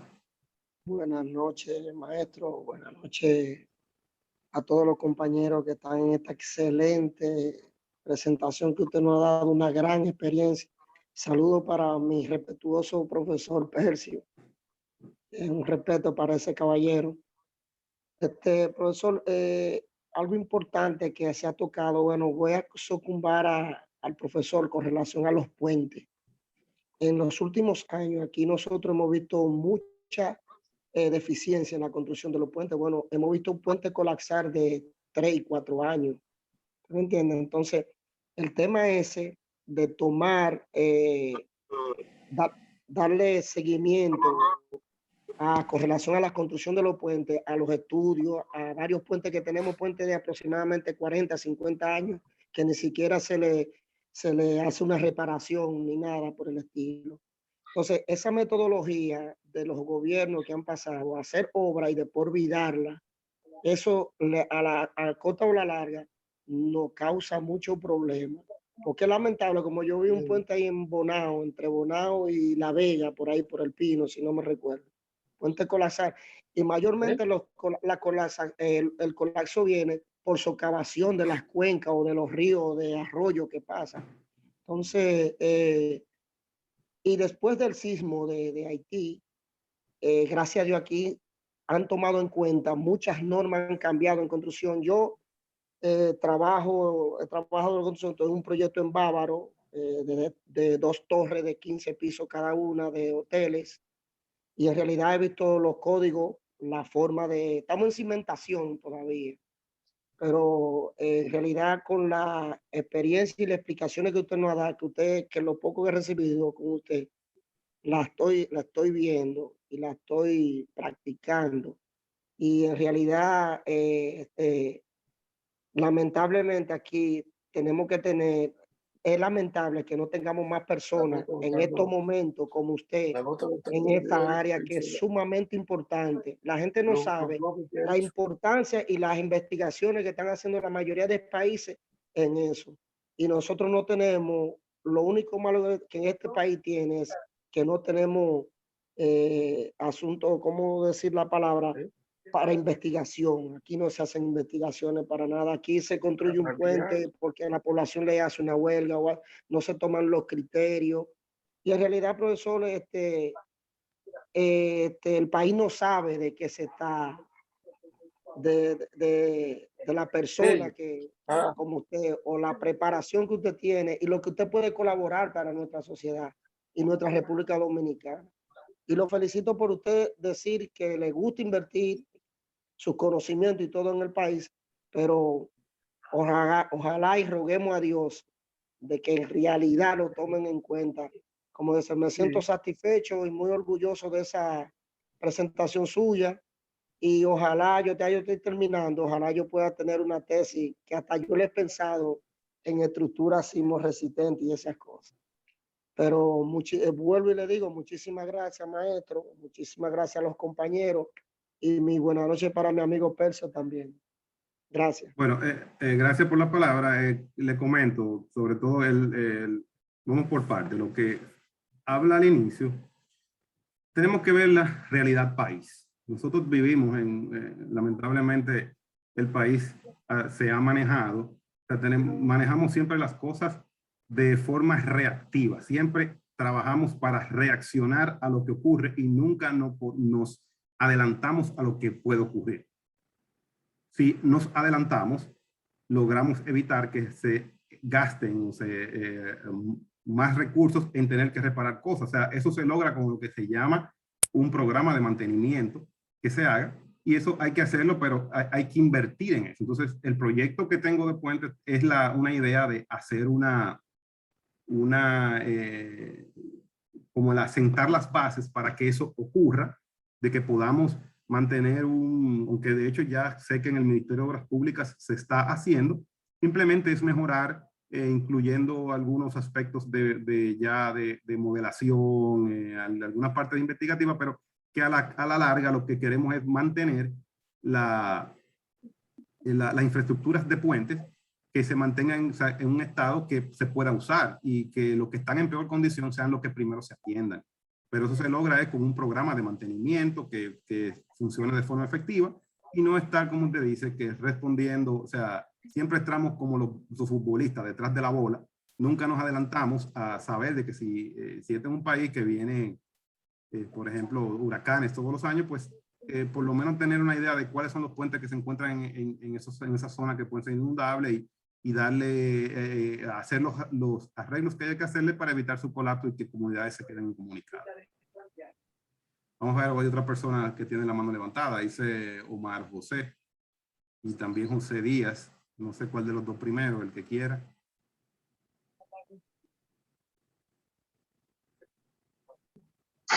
Buenas noches, maestro. Sí, buenas noches. Espectadores, para mí es más que un placer, un honor poder visualizar ese contenido. Si es tan amable que más adelante lo pueda proporcionar para nosotros ir chequeándolo, maestro, esa presentación después más adelante. Y con relación un saludo también al maestro Percio Díaz. Gracias por todo su conocimiento. Con relación a la presentación, maestro, y el análisis que usted hizo del código actualmente que tenemos de sismoresistencia y el que se está elaborando nuevamente. El que se está elaborando ahora para la actualización se han previsto, en lo que usted ha visto, la vulnerabilidad que tiene el otro y que tiene el que tenemos, ¿verdad? La vulnerabilidad que tiene y las limitaciones que se puede presentar con el anterior y el que se está actualizando nuevamente, para así nosotros poder, como usted dice, adelantarlo un poco, porque para uno adelantarse a los acontecimientos, para eso hay que hacer inversión en investigación profundamente, y lamentablemente tenemos un historial donde no se hace inversión en investigación para adelantarnos a los acontecimientos. Entonces, ¿qué usted me puede aclarar en ese punto? Por favor. Gracias. Respecto al código, como le digo, o sea, el código se está revisando por etapas, pero definitivamente aquí la necesidad, el código que tenemos está pensado para diseñar el actual y no para evaluar estructura. Entonces, eso es la primera necesidad, que tener un código para evaluar estructuras. Por ejemplo, cuando aquí se hace una evaluación de una edificación para hacer lo que se llama un estudio de vulnerabilidad, lo que realmente se hace es que se toma la edificación que se diseñó, sabrá Dios cuándo, y se quiere traer al código nuevo. Eso es imposible que cumpla, porque esa no es la forma de evaluar. Tiene que evaluar la estructura tal cual como fue construida, y hay códigos específicos para eso. Pero lamentablemente lo que tenemos es eso aquí en República Dominicana. Simplemente aquí lo que se hace, o sea, aquí quizás están haciendo reforzamientos que sean quizás de alguna forma innecesarios, porque estamos trabajando con un código. O sea, se analizan las estructuras existentes como si fuéramos a diseñarla, y eso es un error. No puede ser así, tienen que ser diseñadas bajo otros criterios. Pero el reglamento nuevo viene mejorando, o sea, se va a considerar otro tipo de aspectos, y esperamos que o sea, tan pronto sale, para poder que te pueda ser evaluado y compartido por toda la comunidad de ingenieros aquí de República Dominicana. Bueno, aquí tengo también el honor dentro del grupo de presentes, de presentar a un gran amigo que la vida me presentó. Cuento con la gracia de poder tenerlo dentro de las personas que uno puede llamar amigos. Son la gente que tú tienes que tenerlo cerca, porque te dice la verdad en la cara y te dice las cosas como la siente. Y un gran técnico. Hablo del ingeniero Víctor Escalante Cervera, que es mexicano de nacimiento, pero ya está aplatanado hace rato ya. O sea, tiene una persona con mucho criterio y está levantando la mano. No sé qué pregunta, si al revés, yo soy el que tengo que hacer la pregunta a él. No, Norberto, no. Primero que todo, te felicito por la charla. Realmente estuvo muy interesante. Espero que los estudiantes de ingeniería y el público en general la hayan valorado, ¿no? Yo créeme que yo la valoro. Te comento nada más, ¿no? Para eso es que los gringos tienen dos estándares. El ACC 716 para las cargas y, digamos, el diseño de estructuras nuevas, y tiene el 4117 precisamente para eso, ¿no? Para evaluar estructuras existentes, ¿no? Entonces, mi pregunta, doctor, pues yo sé que te la voy a poner facilita para que batees por los 400. ¿Cuál tú crees que sean? ¿Cuál tú crees que sean las tendencias y los retos a mediano o a largo plazo que tiene esta filosofía de diseño sísmico basado en desempeño? Mira, el reto mayor es, tú sabes que es primero tener, porque el inconveniente quizá que podemos decir, el reto mayor que tiene la filosofía, es que poca gente lo domina. Entonces siempre se necesita lo que se llama un peer reviewer que revise lo que se hizo. Entonces el problema, por ejemplo, de hecho, se me olvidó comentarlo, el reglamento R001 permite que se presenten diseños utilizando desempeño. Ahora la pregunta es, ¿quién va a evaluar eso? Si uno le lleva un diseño por desempeño, allá realmente cuál es el proceso que se va a seguir para poder evaluarlo. Pero el reto es ese también, el uso. ¿Sabe? Aquí tenemos un problema.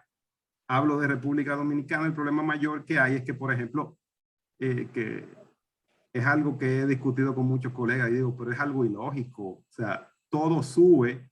Sin embargo, la parte de diseño se mantienen o bajan los precios de los servicios. Por ejemplo, un análisis basado en desempeño incluye un costo muy alto de computación y un costo muy alto de horas de oficina, pero es una inversión que realmente vale la pena, porque te puede ahorrar significativamente costos por ejemplo, en caso de estructuras existentes, de reforzamiento.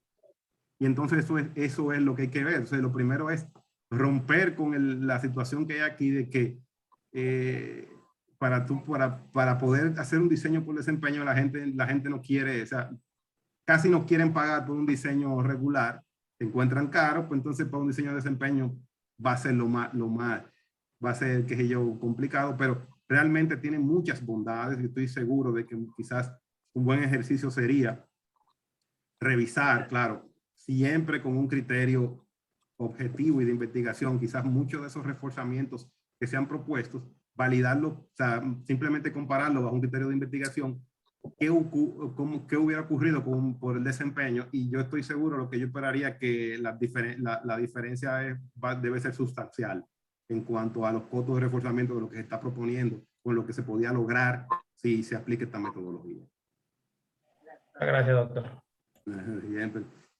Aquí tengo también a mi hija intelectual, la maestra Trinet Muñoz, que está también levantando la mano. Doctor, ¿cómo está usted?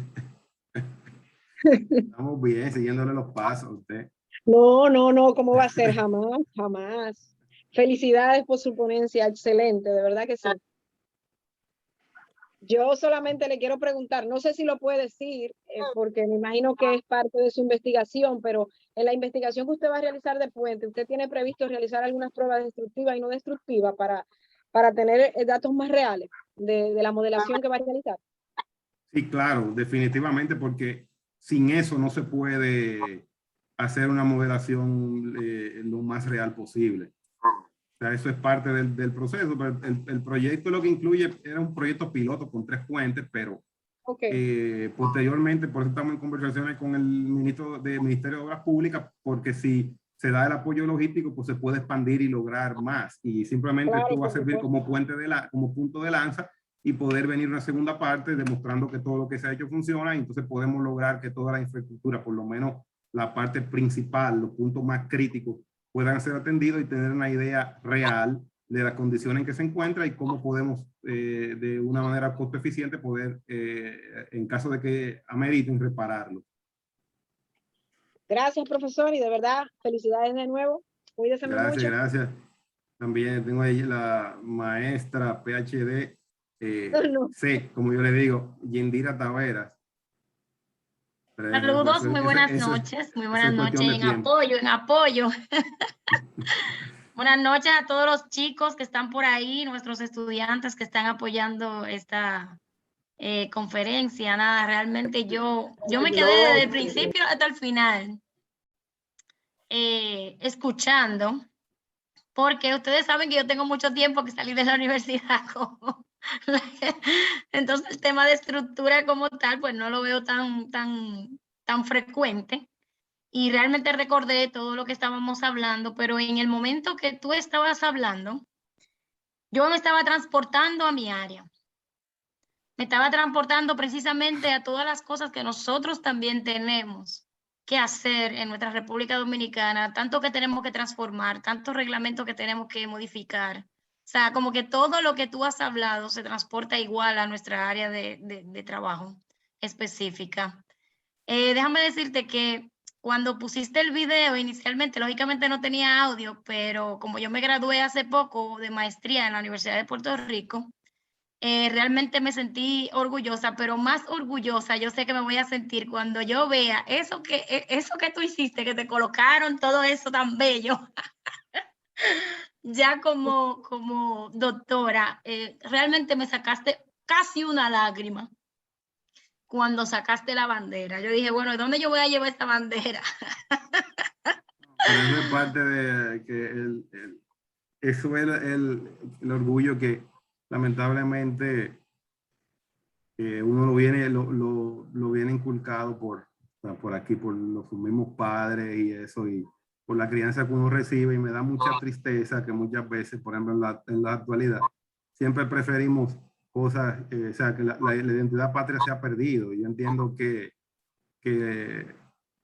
uno tiene que querer la tierra donde uno viene para poder entonces tratar de echarla hacia adelante. Pero hay otra cosa importante, Norberto, que tú dijiste. Primero, una frase que dijiste inicialmente, que dice que muchas veces cuando nosotros llegamos con ese doctorado al país, a veces no nos entienden, porque queremos llevar unos nuevos diseños, unas nuevas cosas. ¿Quién lo va a evaluar? Entonces también eso a veces frena mucho, o a veces uno se siente hasta impotente cuando tú vienes con toda esa carga de deseos para tu República Dominicana y que muchas veces o sea, las personas que te escuchan, los incumbentes que te escuchan, muchas veces como no entienden lo que realmente tú estás queriendo decir, puede que realmente sufras un poco al principio, pero como tú dices, hay que no desmayar y seguir intentando, porque en algún punto debe llegar esa transformación que nosotros queremos para nuestra República Dominicana. No, así es. De hecho, yo tengo un buen amigo que estudia, es colombiano, estudió conmigo y hace 2 semanas me llamó para decirme, mira, hay una posibilidad, una visa para irse para Estados Unidos, mira, para que, y me dijo, oye, yo le digo, yo de aquí no voy a salir, o sea, yo no me veo ya en otro sitio, además que no hacemos nada con estar peleando de afuera, hay que venir aquí adentro y ponerse en el frente de batalla y hacer lo que les corresponde. Mañana, el día que yo no esté aquí en esta tierra, yo quiero que me recuerden porque traté por lo menos de impulsar y de ayudar a que por lo menos el país fuera un poquito mejor, pero si uno estando desde afuera simplemente se va a beneficiar de eso otra persona. Y yo prefiero mejor que sea aquí el país que me vio nacer. Así es, así es. Perfecto. Y felicidades por la exposición, muchas felicidades. Gracias. Ahí está también Omar, dice Omar José, que tiene la mano levantada. Tenía una pregunta. Omar Segura. Pero espérese, que no sabía quién era. Yo de verdad me siento más que honrado de tener dentro de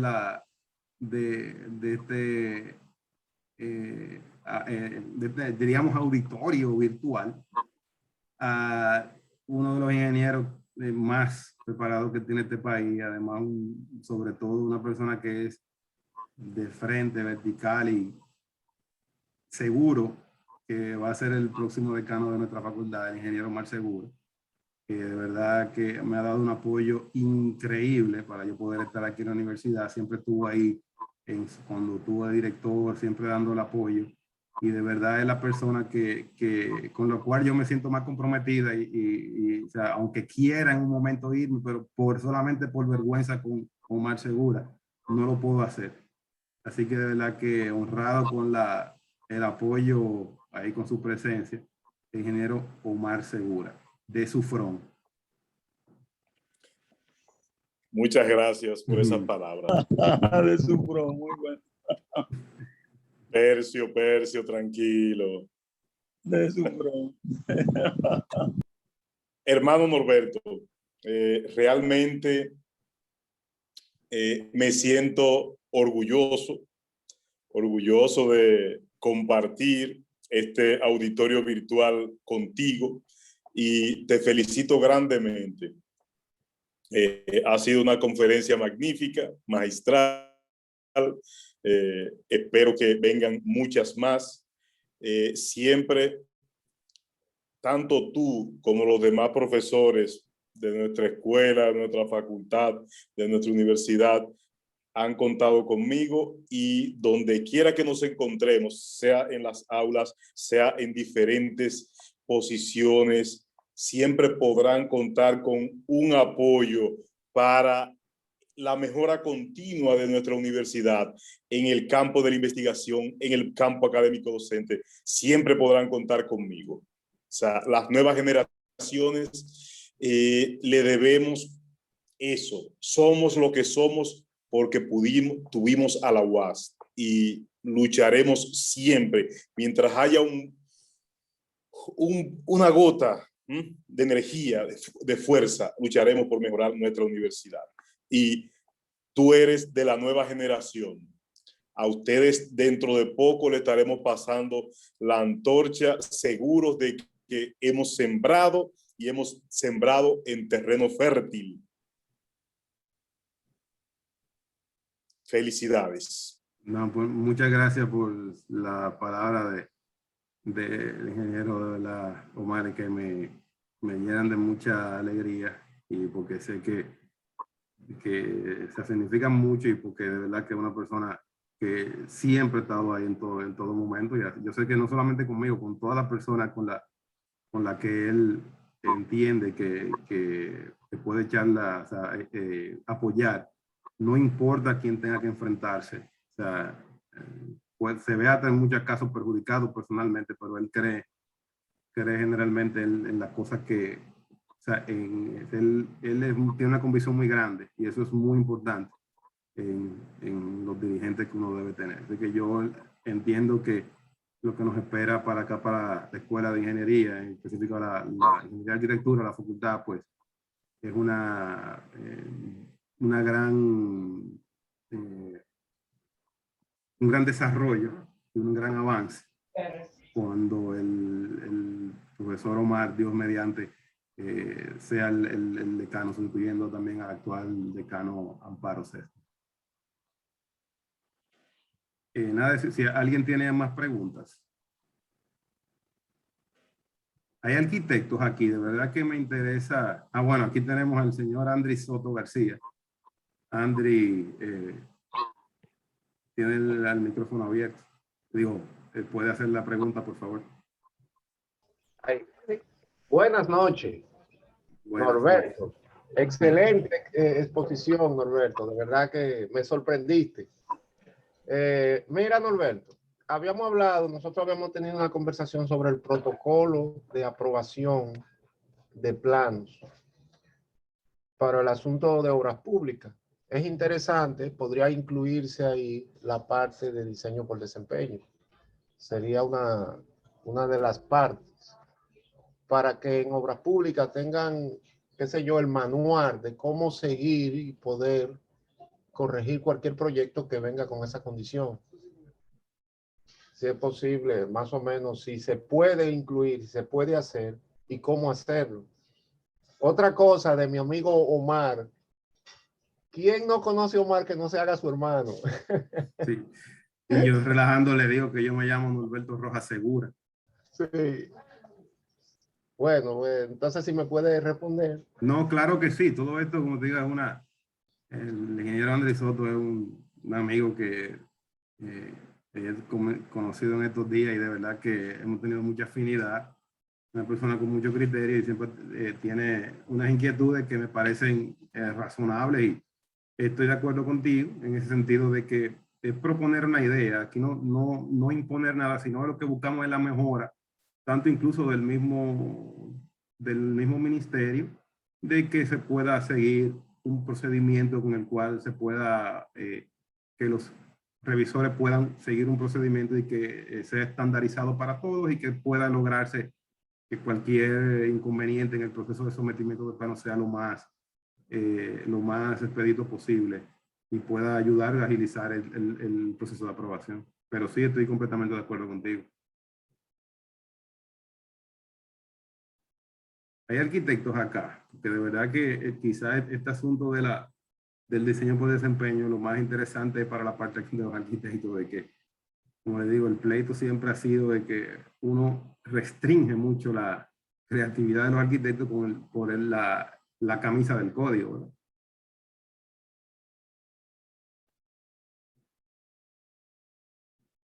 Bueno, ¿hay más preguntas? Nada, está bien, profe. Me gustó la participación de Omar ahí, también otra. Yo no he tenido la oportunidad de dar clase con él, pero como dicen, se escucha.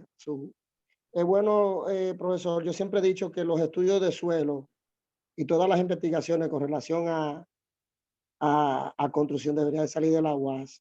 Yo creo que Omar es una oportunidad de hacer una buena propuesta para que los laboratorios de ingeniería sean laboratorios. Y desde ahí, de esa universidad, se puede aportar mucho, pero mucho. Y no he visto, tengo unos buenos años en la universidad, gracias a Dios estoy saliendo. Y no hemos visto que nadie le ha puesto como un carácter a los laboratorios de ingeniería, a ninguno. Señores, la prueba del cono de Abraham, la prueba de rotura, todo eso yo lo vi en campo. Pero gracias a Dios tuvimos nociones como Percio que nos enseñó eso. Entonces, Omar, me gustaría que que metieran mano ahí, como dicen. Gracias y que pasen buenas. Bueno, señores, si no hay más preguntas, pues vamos a finalizar la reunión. De verdad que agradezco infinitamente la presencia de todos ustedes. Norberto. Ajá, dígame. Escúchame. Es importante decirle al ingeniero que realmente el actual decano ha puesto un empeño enorme y ha mejorado grandemente el edificio de alta tecnología y sus laboratorios. Claro que sí. De cómo lo encontró. Y los laboratorios actualmente están en su mayoría en funcionamiento y a la espera que regresemos a la presencialidad para continuar las prácticas. Y como siempre propugnamos, la mejora continua. Continuaremos mejorando lo que nos entregue nuestro amigo Amparo Céspedes, actual decano de la Facultad de Ingeniería y Arquitectura de la UAS. No, eso es, estamos de acuerdo con eso, hay que reconocer esa parte. También quería agradecer, acabo de poner en el chat el enlace del video que no se pudo ver al inicio para cuando tengan tiempo, pues puedan verlo. Simplemente lo quise compartir es para que, como les dije al inicio, puedan, se puedan motivar. Aquí hace falta que jóvenes preparados y que tengan esa, que podamos ayudar a echar hacia adelante esta patria que tenemos. Quiero agradecer también finalmente a todos los profesores, principalmente a Yindira Tavera por todo el soporte, envió el enlace a todas las secciones de sus clases y de verdad que para mí es un honor como hijo de la Universidad Autónoma de Santo Domingo, pues poder servir para poder ayudar a motivar y poder transmitir conocimiento a esta nueva generación que entiendo que tiene todo un futuro por delante. Simplemente lo que hay que desearlo, soñarlo y trabajar por él. Dice, el enlace dice, aquí está, miren, en el chat lo acabo de poner otra vez. Miren a ver, no, espérate, que está con un, no, es que está un, everyone, déjame ver. Mira a ver ahora. Y lo pasó que se lo envía a alguien sin darme cuenta. Ahí está todo el mundo. Ahí lo tienen, pues pueden compartirlo. De todas formas, esta presentación está siendo grabada en mi computadora. Luego se le va a enviar el enlace de la grabación a la escuela y la escuela va a compartir, lo va a subir para poder, para que el que no pudo asistir de alguna forma pueda verlo. De más está decirle, esto es simplemente, como les dije al inicio, es tocar un tema sumamente interesante, pero de forma muy superficial.